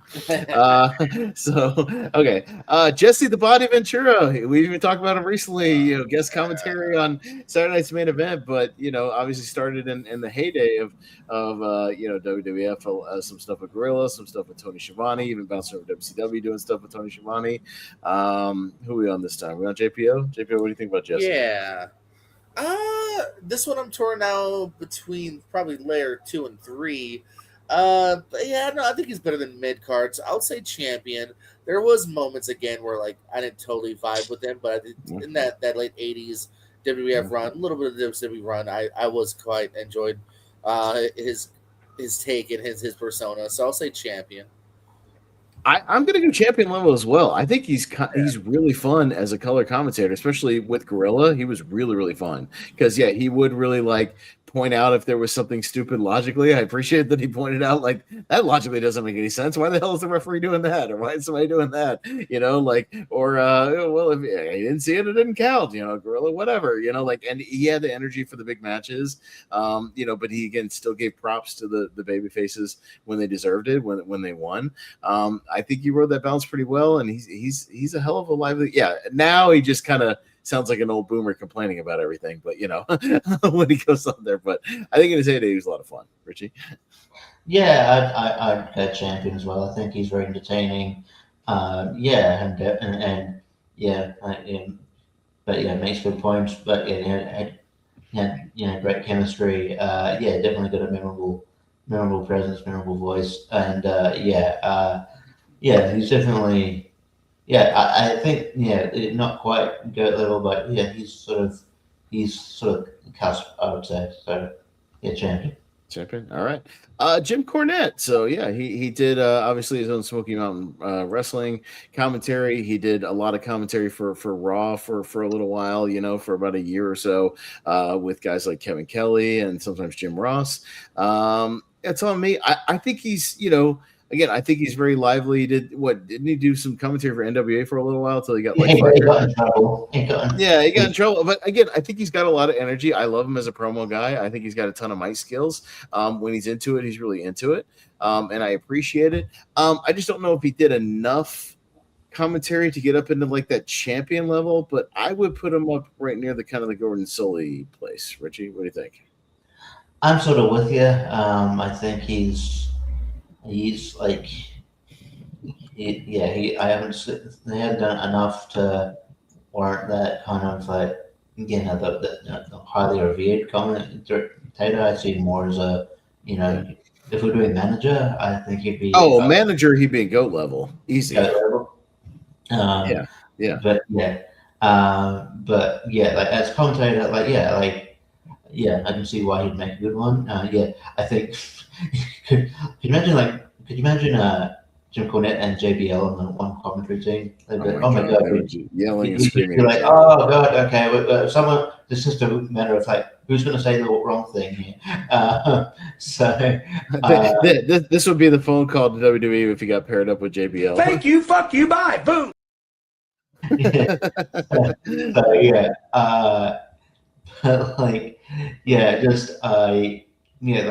think sometimes he got in his own way in commentary, especially in the WA. But I could see why he'd make a good commentator. So when I heard him on commentary, I thought he was decent, but I'd go mid-card.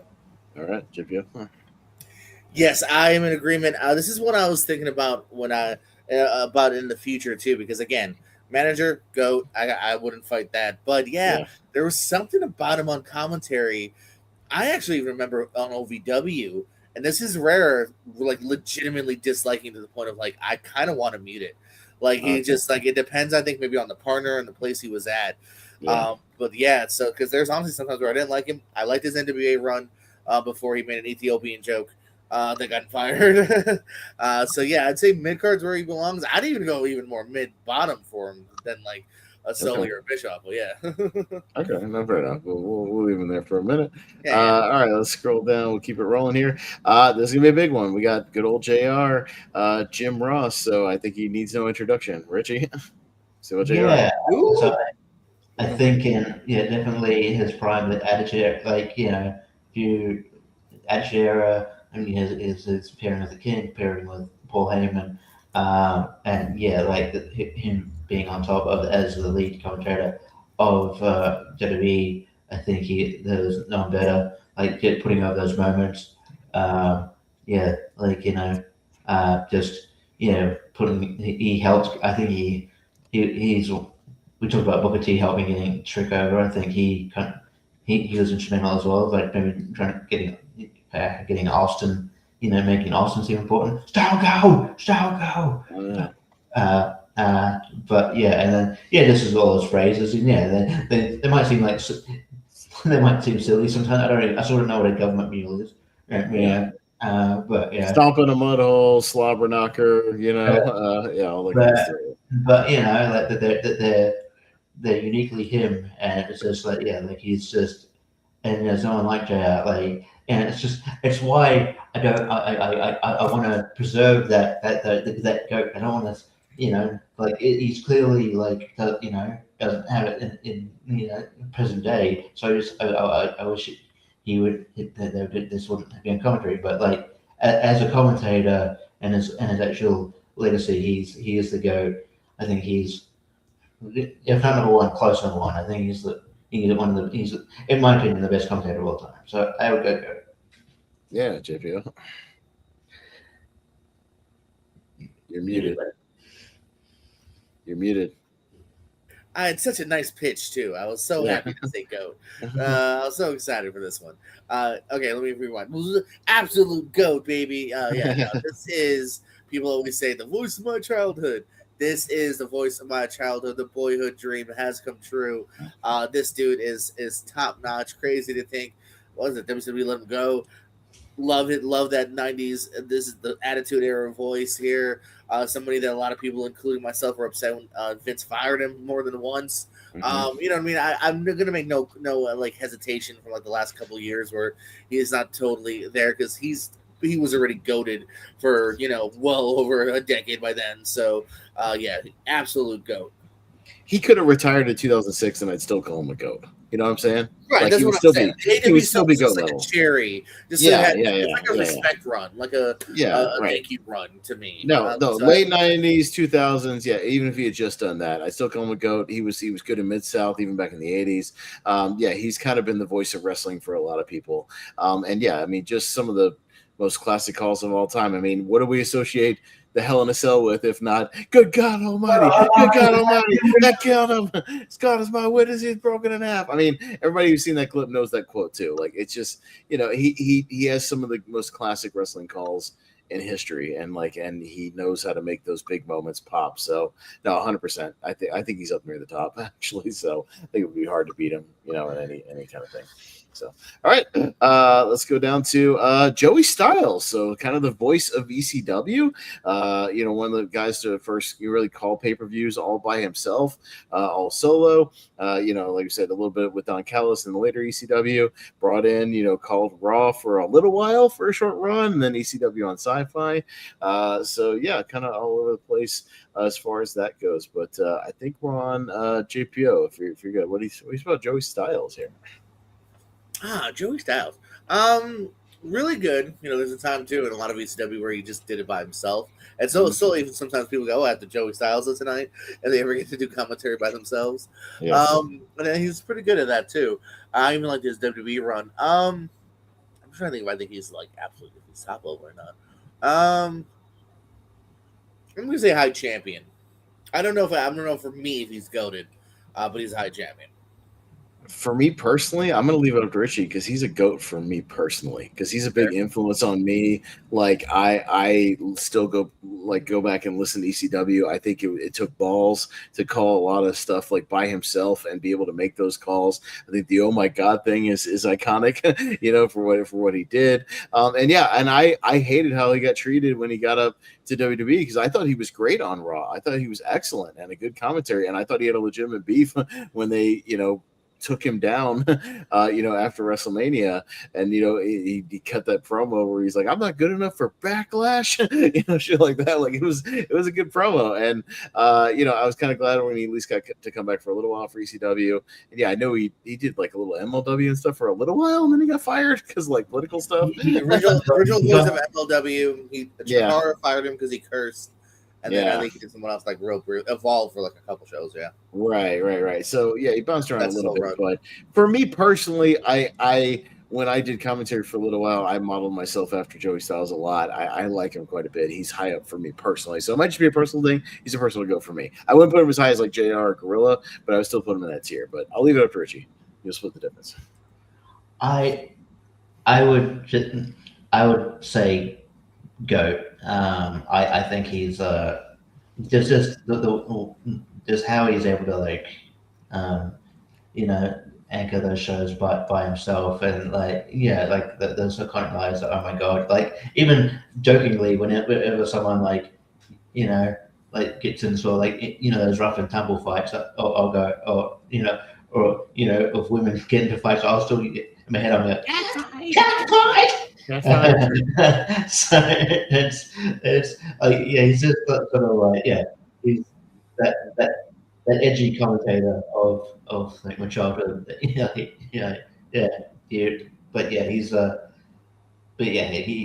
makes things seem important as well. And he was great in WWE, and then I think they just I don't know.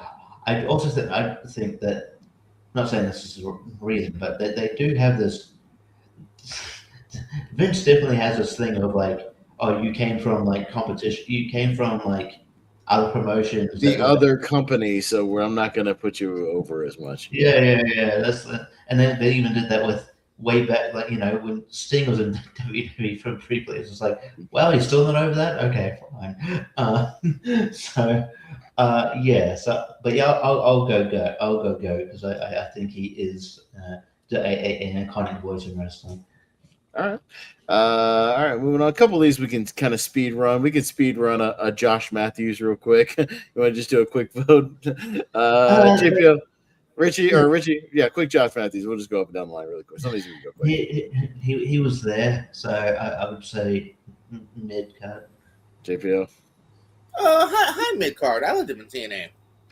I even liked him on Velocity, but I wouldn't go higher than mid card. But I liked him on Velocity. I didn't mind him when he was the main guy on that. Serviceable. He was fine. He's serviceable. Yeah. He's perfectly fine. He's fine on TNA too. So, what do we got? Kevin Kelly, who had kind of runs all over the place. Runs a little bit in WWF, some New Japan, some Ring of Honor for a little while. JPO, any quick thoughts on Kevin Kelly? Where'd you throw him? I like Kevin Kelly. I have a photo of Kevin Kelly. I'll say low champion. I actually think he's really good. I wish AEW did more of them.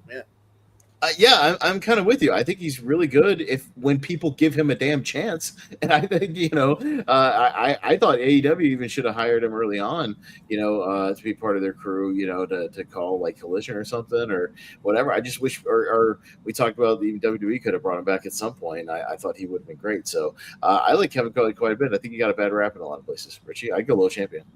Yeah, I can't remember exactly what happened with the AEW relationship. It not sour somehow with getting, but I think he's like obviously when growing up I just knew him as the backstage interviewer guy, but then then I saw him on commentary like doing some New Japan stuff, and I'm like, wow, this guy's really good, just really knowledgeable, and it's really fun. So I would definitely go champion. Okay. Yeah, I know it was a good departure. Sadly, he ain't come back. So not a super long run, but a memorable one. Macho Man Randy Savage. JPO, what do you think about Macho Man on commentary? I didn't think about that. Yeah, that's right. I'll say mid. He's entertaining, but he's not necessarily, again, probably like a slightly better Dusty to me. Of like maybe I get him a little bit more, but in that same vein. Yeah, I was going to compare him to Dusty as well, where he's fun to listen to because he's got a great voice and he's out of his mind sometimes, when he's talking. Yeah. But like you couldn't always kind of understand where he was going, or you kind of lose the track sometimes, of like, lose the point of what's going on. But he was fun enough to listen to for a little while. I'll go back and watch some of his Raws every now and then where he's calling, on the booth there, Richie. Yeah, I didn't mind him. I felt bad for him because he didn't want to be there. Like Vince just thought he was too old. He was only in his 40. Right now they got champions that are in their late 40s. All over wrestling right now. Yeah, that's ridiculous. But yeah, like he had some good thing. But I remember like whenever Bill Nakano's in there, he kept going, "Bill Nakano." He was fine. So mid cards is a good spot. Okay, I just threw him in there because I just can't resist a Russo era. Mark Madden. I'll go first on this. Mark Madden. He's mostly bad, but I will say he had his moments occasionally where he actually was legitimately funny and did make some good jokes and some good bits and was entertaining to a degree. So. I know a lot of people put him in mute. I put him up in jobber because I think he at least had his moments. Richie? Yeah, I don't remember. Man, he's okay, he's fine, but he had a real task of you're taking over from good commentators. So I don't know, and in a dying promotion, so it's he was it was. But he didn't do anything for me, so I'd be happy with Jobber, but I'd probably go mid. Okay, JPO, maybe you'll split the difference here. Nah, stick to Jobber. I'm with Pez. Yeah, I'm not nowhere near mute. Probably closer to mid than mute, but still Jobber for me. All right, Richie, I'll let you go first because he's one of your favorites. Matt Stryker. What do you think about Matt Stryker on commentary? He's one of your favorites. I don't like Matt Stryker at all. Hang on. Yeah, I don't like Matt Stryker. We brought up Matt Stryker. I know it caused a. It caused a. I don't like Matt Stryker. Matt Stryker? No. Matt Stryker's bad. I would go mute because I think he tries to get himself too over. I think he would annoy commentators too much. Trying to with his. Okay, take care of your dog. We'll come back. Good Okay, points. okay. JPO, all right, Matt Striker. I've disagreed with him before on this. I feel like you're closer to him than me actually on this too, if I recall. But I'm mid card. I thought he was very serviceable. I kind of see what Richie's saying, but no, I don't. I really did not mind him. I'll split the difference. I'll literally go in between and say Jobber because I don't think he's like the worst I've ever heard, but he can be really insufferable and kind of up his own ass, if that makes sense. Like I think he likes the sound of his own voice. I think he likes making up statistics that aren't true most of the time and just making shit up and pulling stuff out of thin air. Like, and he really gets like he gets an erection from pulling statistics that nobody gives a fuck about. Like I just think he pulls stuff out of nowhere that nobody gives a shit. So I'll split the difference and say Jobber. So he must have done something right for another guy that's been an MLW team everywhere. I know. Like what the fuck is going on? All right. Well, here's another big one. JPO. How about Mauro Ranallo? We just talked about him in Maple Leaf Pro. Yeah, Mauro. Yeah, Mauro. What do you think? I like him a lot. I'm gonna say champion. I mean, I think we need more from him, so I don't think he's anywhere near go. Just because I don't think he's done it enough from what I've heard. But I think he has a lot of enthusiasm. I think he loves it. I feel it. So I'm going to go champion. Yeah, I'm going to go kind of a high champion as well because, I like a lot of those NXT takeovers. I think he made them really kind of extra special. Yeah. You could feel his enthusiasm for the product, for the matches, calling those kind of 5-star bangers. I just like the sound of his voice. I think he's got a cool voice, for what he does. And, some of his big calls, like I think he had some epic moments. If we had more of a body of work, I could almost go into GOAT territory. But I think I'll go into like a high champion. So. Richie, are you able to talk? Yeah, I think so. Okay. I think so. All right. I will. Yeah, I'll go high champion. Yeah, I think. Yeah, if he'd been in it long enough, I think. Yeah, he'd be GOAT status. And I think like. Yeah, I think if he wasn't. Right. I think if he wasn't. It sucks he was pulled off. I think his bipolar sort of gets in the way sometimes as well. So it would be good if, I'd like if he wasn't, I'd like if he wasn't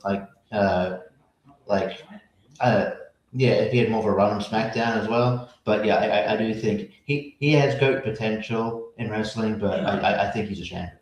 Yeah. Hey. All right, you might want to mute yourself in between. Richie got background noise.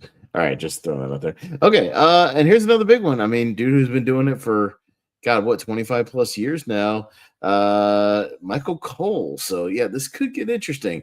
It's on me.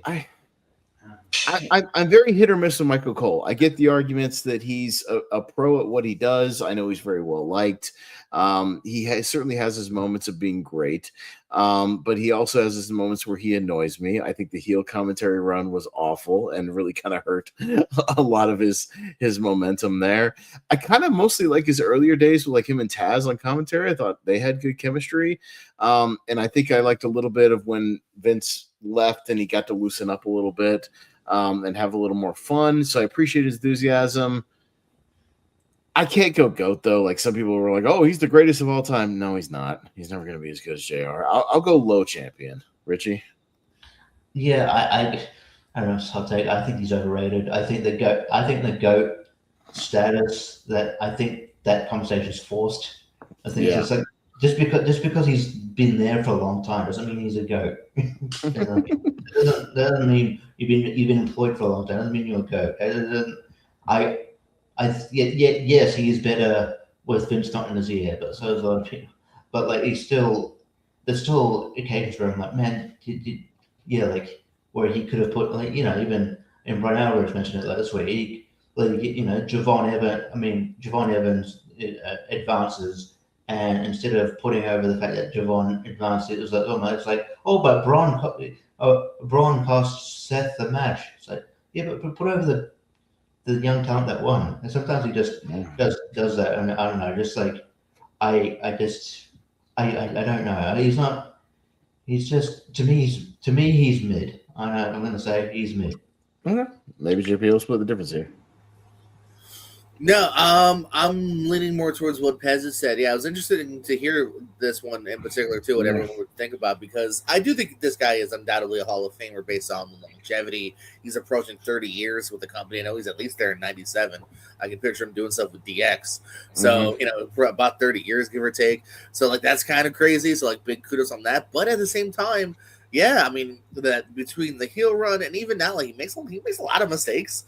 I'm not saying everyone's perfect. I know I've screwed up on commentary a good amount too. Occasionally, you say the wrong maneuver or you screw up the team name or whatever. But like, he makes mistakes every week. That's what I'm saying. Like Botchamania wise, like he's kind of got a weekly segment, just about. You know what I mean? Like compared to like a Corey Graves or whoever. So, that I feel like it's him stumbling and saying the wrong name or the wrong show name or whatnot a lot. So really good. I could see why he's had a job for so long, but at the same time, yeah, I don't consider him a real like goat at the end of the day here. Like I would much rather take a Joey Styles or even like some of these higher champions like a Corey Graves, Jerry Lawler. So yeah. Champ. Okay, no, that's fair. All right, getting down here. Mick Foley, who kind of bounced in and out of commentary, got paired up with JR at one point. Has done some commentary here. Not a ton, but Richie, what do you think about Mick Foley on commentary? Yeah, actually, it's interesting. I actually asked him about this time because he had a very at a show because his run didn't last long because he hated having Vince in his ear, and Vince would swear at him a lot of the time. But like I thought his he had potential to be decent. He's an entertaining guy and he's got great personality. But yeah, just it wasn't suited for him, and he said he wouldn't go back now just because of the travel. But interesting to see if they put him on commentary in AEW sometimes now that he's got like some sort of working relationship with them. But just because there's not much of a sample size of his commentary, but he was decent. I would probably just put say mid card. But yeah, he had potential to be a really good commentator. Just the circumstances prevented him from being a great commentator. All right, yeah, JP. Yes, it pains me to talk about Mick Foley, who is on my personal Mount Rushmore and say mid card. That SmackDown run is just kind of okay, and like you said, maybe if longevity of Vince wasn't such a prick, things give him more time, kind of like a Booker T, maybe a different discussion. But unfortunately, what we have, unfortunately, this is the one area where Mick is mid card. Yeah, no, if we were ranking like superstars of all time, I would put him in GOAT level, or like even promo skills, like mic skills, on the mic. Oh yeah, he's in GOAT, GOAT tier, stuff. I love him on that. Mid card, I think he's serviceable enough. If he had some more practice, I think he could have gotten even better. So he's all right. He's all right. Oh God, I had to add a Mike Adamle. Can we all just put him in? Right, you did. Is he going to be the first in the full on mute category? Like I was gonna say when I saw mute, I was like, you better have Mike Adamle. Yeah, just absolutely mute this. I would say mute with the caveat that I feel bad for him because I think he's putting a wrestling. Why? I think no, I'm sorry. Yeah. You're not a wrestling guy. You fucked up names. You suck. Your tone's not even great. You suck. Yeah, but like later on, he would. I don't know. I just feel like maybe don't hire a non-wrestling guy. Yeah, stick to American Gladiators. He was fine on American Gladiators, but he's not a wrestling guy. Yeah, no. Thanks. Yeah, and I think he had some like brain tumor. I don't know if that had anything to do with it, but well, now make me feel bad for saying fuck off. I'm going to.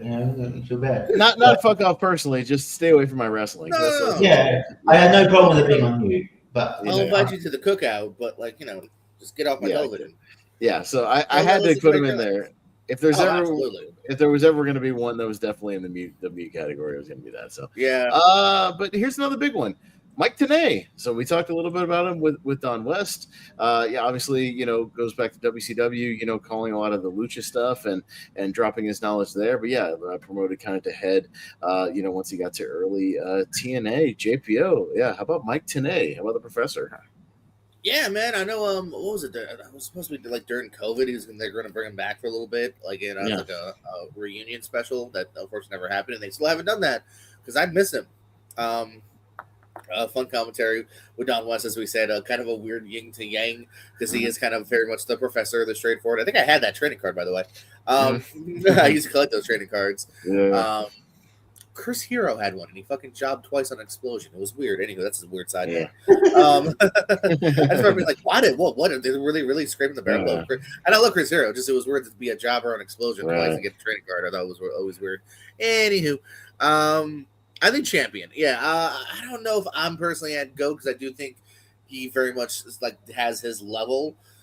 Unlike the other ones where I think they're also very entertaining at points. But I think definitely champion. He definitely is great in what he did.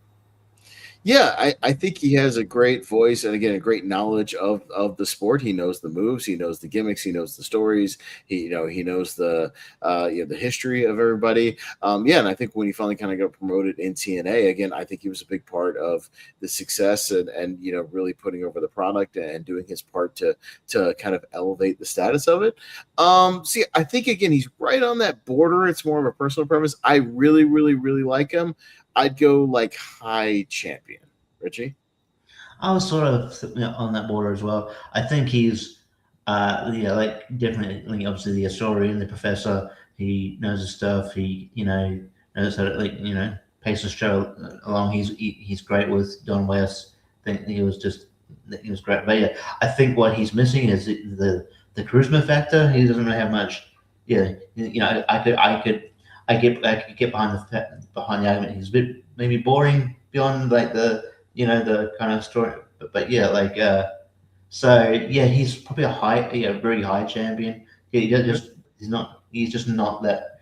Yeah, he's just kind of missing that kind of bit that gets him to GOAT status. But yeah, he's still really good. But he's very, very good. Yeah, definitely. One of the better ones on here. Interesting one here. Nigel McGuinness. So kind of mostly known, did some NXT work, some NXT UK stuff. And then, of course, we've seen him on color commentary for AEW. Richie, what do you think about Nigel? I really like Nigel a lot. I think he as an argument to me, he's one of the funniest commentators around today. He generally makes me laugh a lot. Just some, and then just but he also can get over moves, get over, and he's also a great wrestling historian. But he's got great chemistry with whoever he works with. Just because he hasn't been at it like long. He did start on with NXT, and he's good at that too. But because he hasn't, I think some of these GOATs have been at it for decades. I wouldn't put him in GOAT discussion, but I'd put him in champion for sure. Okay, yeah, JPO, Nigel. I love Nigel McGuinness. He's great. Yeah. This box is dirty. I gotta clean this box. It's been on the wall. I'm gonna go agree with champion. I think he's gone better too over time. When he first started, I think he had to find his way, but I think he's great and I enjoy him. Yeah, no, I enjoy him as well. I'd go like a low champion status, because I think he's one of the things I look forward to on like AEW pay-per-views, man, when they bring him in. The only thing I'm sad about is sometimes they cycle out like that third person, so like I get excited when it's Nigel. I'm not so excited when it's Taz. Like we'll talk about Taz, a little while.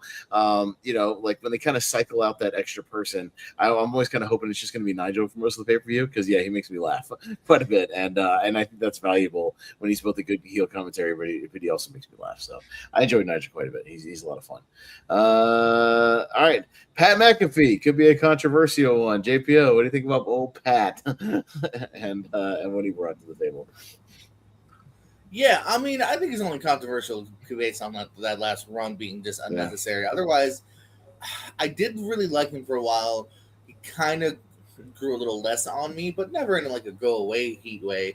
As far as commentary goes. I'm still cool with kind of low champion. It's a sort of small pool. Okay. Yeah, but I liked him for a little while there a lot, so I'm gonna say low champ. Yeah, I don't hate him. I don't overly love him. I'm kind of right in the middle. I'd go like high mid card, but it's kind of on the border. Only because I don't remember any like him doing any like super memorable calls and whatnot. Like I like his energy and his enthusiasm.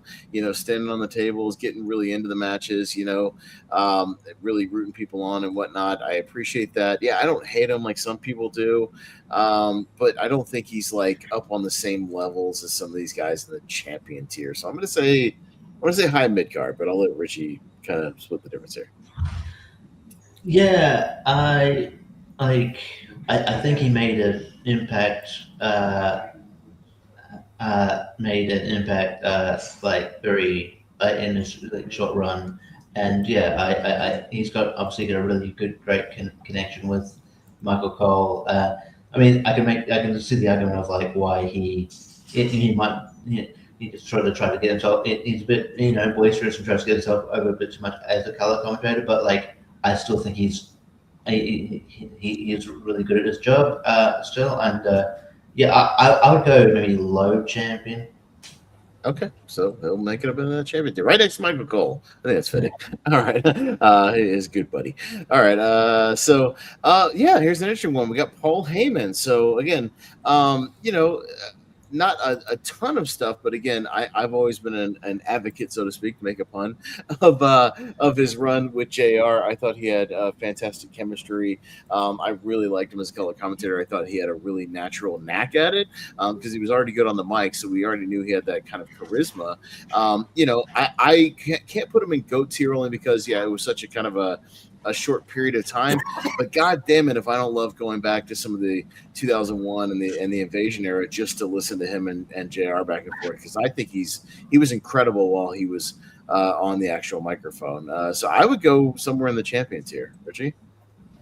Yeah, it is borderline champion GOAT for me, just because. But yeah, I guess at the end of the day, I'm going to go champion just because his run on commentary is realistically from like the day after WrestleMania till the day after Survivor Series, so it's not really that long. And so it's hard to reach GOAT level in that short period of time. But he's like we're doing again, we're doing managers or one of the best wrestling creative minds. He's GOAT.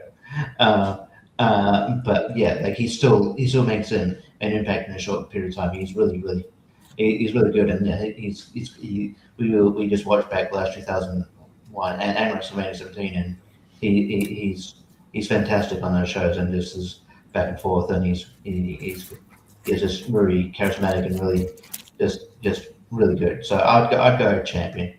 All right, yeah, JPO. Yeah, definitely. Like I was very tempted to even say GOAT because during that. Like if it was maybe like of the year, let's say we were doing only Marks in 2001, I'd say maybe guy of the year, commentator of the year. Yeah. But unfortunately, with here when we're talking literally other people that are, Jim Ross late 80s to literally 2026, Bobby Heenan 80s to the 2000, it's hard to say GOAT, but yeah, no, I'll say champion again. Just shows you how damn good Paul Heyman is. Yeah, no, he's the fucking man. So, all right, we'll speed run a couple of these. Percy Watson, we talked about in NXT. Even rapid fire, Richie. I'd probably go Jobber. Like he was there. He never really had much to say. I think they'd have to prompt him to say something. So, honestly, sometimes I'd forget he was on commentary. Yeah, JPO. Jobber, yeah. I wish sometimes it had just been Morrow and Nigel without Percy because I didn't think he added anything. But he's not insufferable. He was just there. So yeah. Renee Young, if you remember, she was the third wheel color commentary for Raw for a little while. JPO, any quick thoughts on Renee? Yeah, no, mid card. I thought she was kind of getting there. But again, it was a short run. I know she said herself that she knew she had work to improve on, but I didn't mind her. So mid card. I thought she was out of place and her voice annoyed me. I got Jobber. Yeah. I thought she was decent. She actually had people don't know. I think people forget like in the early like NXT group days when they started going off to being after being a reality type show. They tried out different commentators, including and Renee Young was one of them, and Albert as Jason Albert, But yeah, Renee Young tried there too. She was pretty good. She's generally pretty charismatic, pretty funny. I think what the issue was like that they kept having her like kind of bicker back and forth with Corey Graves. I think like yeah, if they kind of stopped, if she wasn't like micromanaged by Vince, I think maybe she'd be kind of a better commentator. I think there's a good commentator in there. I don't think she was given it as big of a shot. So I'll go mid card. Okay, all right. Roddy Piper had some runs off and on with Gorilla Monsoon. JPO, any quick scores for Roddy for Hot Rod? I'm leaning towards like high mid. I felt like he was good, but I don't know if I remember him fondly enough to say any higher. Yeah, I'm in high mid territory. Again, he was fun in that Dusty Rhodes way. Yeah. He got riled up. It was some of these wrestlers joining commentary teams can be fun, but you don't see it like lasting super long. Richie, I'll go high mid. Yeah, same in that sort of that same as Dusty. He's good, but like yeah, not like nothing blow away or anything. I had to remind myself that he was on commentary at one point. So yeah, when I saw this list, so yeah. Certainly. So he was occasionally play-by-play guy, kind of third guy. Scott Hudson, WCW. I'll go high mid card. I think he was serviceable. He had a good voice. Pretty solid at what he does, but not like one of the big greats. Richie. I thought he was okay. I thought he's forgettable, to be honest. So, but not necessarily bad at his job or anything like that. And like I said, serviceable. So I'll say mid card. Yeah, JPO. I had a dream one time I was getting a tryout at the PC, and I don't know why, but he was the guy like training me. And he's not even at the PC, but anyway, that's a different story. Yeah. I always thought he had kind of a cool voice. I think that's the reason why he was somehow still sliding in my dreams a few months ago. So I actually I didn't mind him. Yeah, I'll go mid card. Okay, all right. I looked at his voice. Yeah. All right, so the final row here, we're running out. Taz, so yeah, another guy who has been doing it for quite some time. Started with Cole on SmackDown. Had a pretty lengthy run in WWE, and then still doing it on AEW as that third guy. I don't know where. I'll start with Richie. What do you say about Taz? It's Taz. I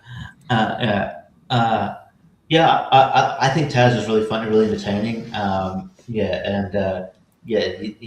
He's got he can have good back and forth with anybody, but I think his prime years were actually with Michael Cole. So like probably my favorite was I was actually there, so I didn't hear the commentary at the time, obviously, but like the commentary on the global warming tour when they were first in Melbourne in 2002. He's so funny on that.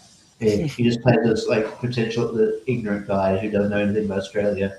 Or anything about the other world outside of America, and it's very funny. But he also he's a great wrestling story and gets over the moves, and just has it's just I think it's just he has a cool presence at ringside here.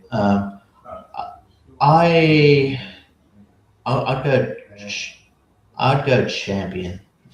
All right, JPO.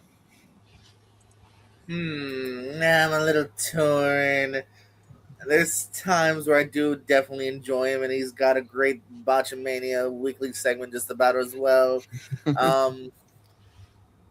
High mid card. High mid card. I'm going to go low champion. I think Taz is a pretty solid one. And I think the fact that he's had pretty lengthy runs everywhere he's been is kind of, he's reliable. I think he has enough of the wrestling knowledge and he's good. Yeah, he makes mistakes occasionally. But again, I think his prime days were that kind of early Ruthless Aggression like SmackDown run, I think, with Michael Cole. I think they actually made a really, really good kinetic team. So, even just for that, I would have put him in a low champion. So I'll go with that. Todd Phillips, he did ECW on Sci-Fi a little while. That's Todd Grisham. Todd Grisham, not Todd Phillips. I'm getting confused with Tom because we're almost there. Todd Grisham, I'm sorry. Boys. Yeah. A lot of generic white guys in this room right here. JPO? Todd Grisham, sorry. Jobber. I think he was fine, but I don't think I actually know for a fact, by the way, his heart wasn't in it. I was friends with like a buddy of his. He's like, want to call him? We were doing a road trip on a comedy show, and I'm like, yeah, let's call Todd Grisham, whatever. And we call him, and he's like, oh, wrestling, yeah. Oh, your friend's a fan. Yeah. What is he, retarded? Like, he was not a fan of wrestling. He used it as a resume builder. So his heart wasn't that in it too. I think he's a good commentator elsewhere, but like here, he's fine, serviceable, but more of a jobber. Where like forgetting about him. Yeah, he was one of those guys that I thought he was fine, even just as like a backstage interview guy. Like he was totally fine. But yeah, you could tell he was just kind of like, he's just there. Like, he wasn't a fan. It was like, And I think he was kind of forced on to the sci-fi team because they didn't have anybody else when Styles was gone. It's like, hey, we need somebody. Go do the ECW sci-fi commentary. Because I remember we went back and we watched that one random TV show, Richie, with him and Matt Stryker, and it was awful commentary. It was god awful. It was bad. So, hey, Richie. Yeah, I don't mind. I think I don't mind him. Like probably his most well-known thing is like he was one of the hosts of Bite This. Remember Bite This? But like people would end up trolling that show and go, yeah, TNA, but I thought he was all right. I would have gone mid card. Okay. The current TNA guy, was it Tom Hannafan? Tom Hannafan. Hannafan. I'm sorry. So I might sit this one out. I'm not as familiar with TNA, but JPO, I know you watch TNA. What do you think of Tom? He's also from a WWE guy, right? Yeah. So okay. Because I'm just trying to get like, I'm gonna say low champion. I think he's very solid at what he does. You know, I just don't know if it's too soon, but I don't want to put him in mid card. I think he's really solid. Okay, Richie. I think I noticed something, by the way. I think you got him twice, but is that in the next one? But anyway, I don't know if that's the next one. I can't see properly, but I think that might be. It's the current WWE guy. Tom Phillips. Is that Tom Phillips and Tom Hannafan the same dude? Tom Phillips and Tom Hannafan are right next to each other, and they look kind of similar. They're the same guy. No, it's the same guy. The same guy? Oh, I didn't know that. Are they different guys? Oh, yeah, that's okay. No, that's because he was with WWE, and then he went, and then I guess they trademarked their name. Or I don't know what, but then he was. Why do they look like different people in the pictures though? I don't know. He's older than the TNA. But it's all good. Whatever. All right, fair enough. But yeah, Tom Hannon, I actually like him a lot. I think he's a really good commentator, a good play-by-play guy. And I thought he was good on SmackDown. I thought he was getting groomed for that role as a lead announcer. I think he would have been good as well, but like for whatever reason it didn't work out. But yeah, I think he's one of the better ones that they brought in. The generic white guy, people that look the same that they brought in. I think he was one of the better ones. So I'd go low champion as well. Okay, I'll trust you guys on that one. All right, so cool. I'll skip that then. There's another big one we haven't touched yet. Tony Schiavone. So yeah, obviously, it's really WWF, WCW, basically the voice of WCW for the longest run, and then bounced around some various indies a little while, and then still working with AEW. So JPO, what do you say about Tony Schiavone? I've always thought he was I feel like he's the AEW Michael Cole, but even worse. I think he's very good and serviceable. I don't think he's next level great. I wasn't, I was cool with him coming back, but I'm not like a Tony Schiavone like stan. So I still think he's really good. Don't get me wrong, but I do think he's a low champion. I would put him in low champion as well. I think even for just the WCW run, because he was kind of the voice of WCW, I thought he was good in WCW, and for what he was, he handled business. And like even now, like I think he has this kind of old man moments occasionally, and he stumbles a little bit here and there, but I still think he's a likable personality, and I think he's pretty good. Yeah, I wouldn't put him as high as like a JR or anything, but I go low champion. Richie? Yeah, I think it's like similar where like I remember like considering him like GOAT level or anything like that, but like he was the voice of WCW. I think he was good in WCW. I think maybe like JR, not to the extent, but like. I think in AEW he's good, but he has lost a step. I think and like they do try to put him on play-by-play sometimes on Collision. Like I think he was on play-by-play on Collision one time, and he even got the show he was on wrong. He said he was on Dynamite. It was so sometimes that can be rough. Like I think he's better used as a color guy these days. But at the end of the day, I think he's champion. Okay. All right. So we're in the last 4 here. Well, you referenced it earlier, Richie. I'll let you go first. Vic Joseph. What do you got for Vic Joseph? But Joe's an interesting one because he's one of those ones where I think he was good when they brought him in, and he's gotten worse. I don't know how that happens. I thought he was decent, and he was getting primed up to be in that again in that spot. He was on Raw. I thought he was getting primed up to be, that kind of. They were definitely trying out people before they were just like, I guess we'll just go with Michael Cole. So, and yeah, I thought he was good. I think he was one of those decent guys. But then back in NXT, and yeah, him and Booker T work well together. But like, if you don't have Booker T, he's just quite a boring. He's just quite a boring presence, and he's very formulaic. Like you like, I just he says that cadence annoys me sometimes. My God,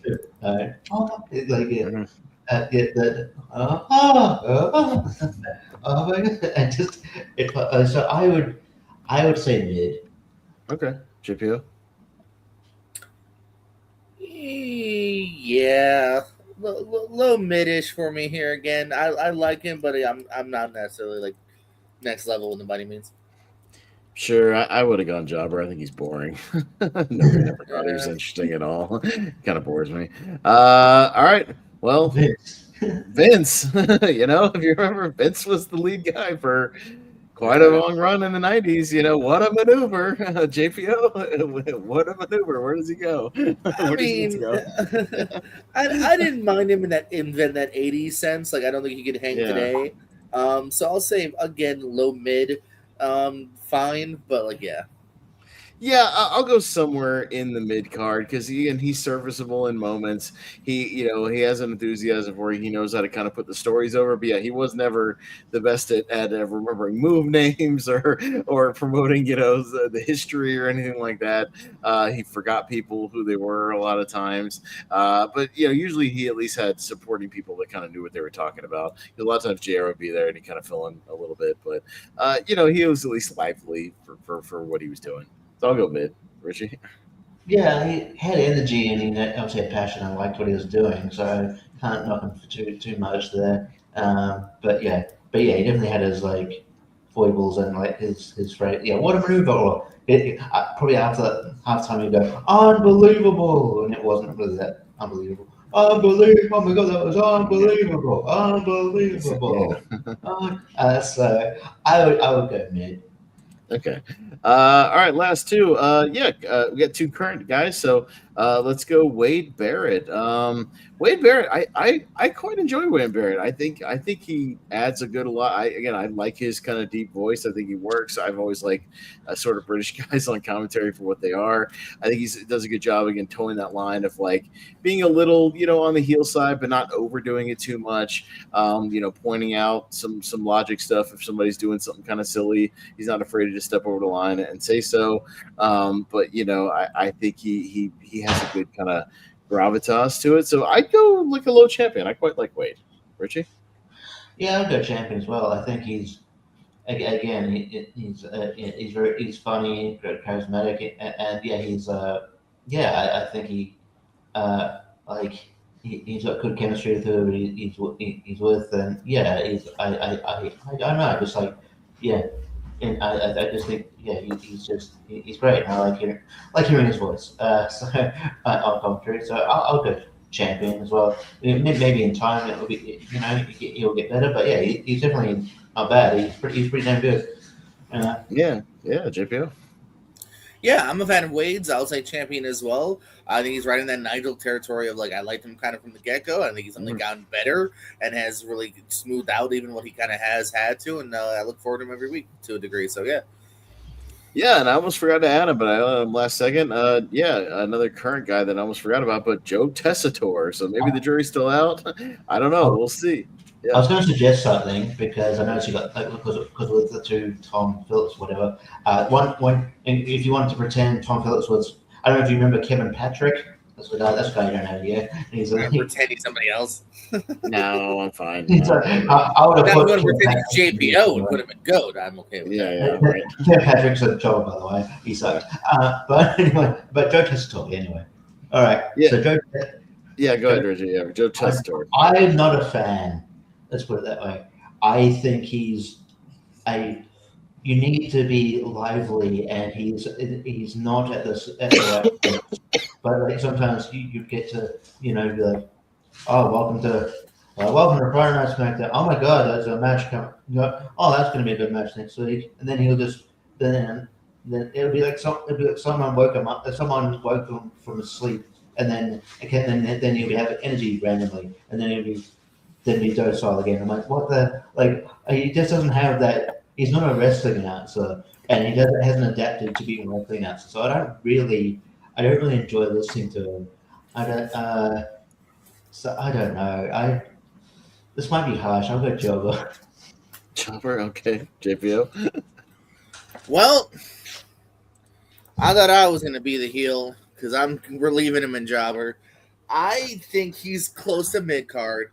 I've grown to be fine with him, but again, if he got replaced next week, I'd be totally fine. I think he's got that announcer voice that it sounds very announcery that I don't love. He's not a wrestling guy. He's okay. He sounds like a human ChatGPT. Like he's just stating facts and shit, and just like, well, now we're going to the next match. Javon Evans making his way to the ring. It's just like, what? It's bound to be a good one. Did you go to like a corporate wrestling announcer school and like that's what they taught you? Like they taught you the words, but they didn't teach you like the inflection. A legit sports commentator and a wrestling commentator. He's a guy that would probably be good on boxing and being like, that's a real nice 1-2 hook. Like, cool. In wrestling, you need something else, a little more mojo, a little more charisma, a character, something extra. And he's right with like Todd Grisham and like other people where it's like, you're fine, but you're all alike.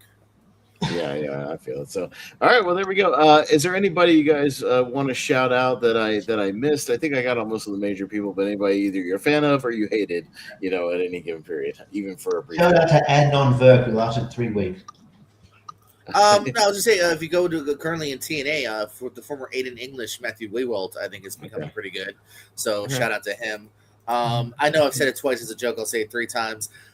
Check out any Pro, USA Pro, RPW, NEW, Full Throttle Pro, Tampa Bay Pro, Uproar, and so many others with the voice of JPO.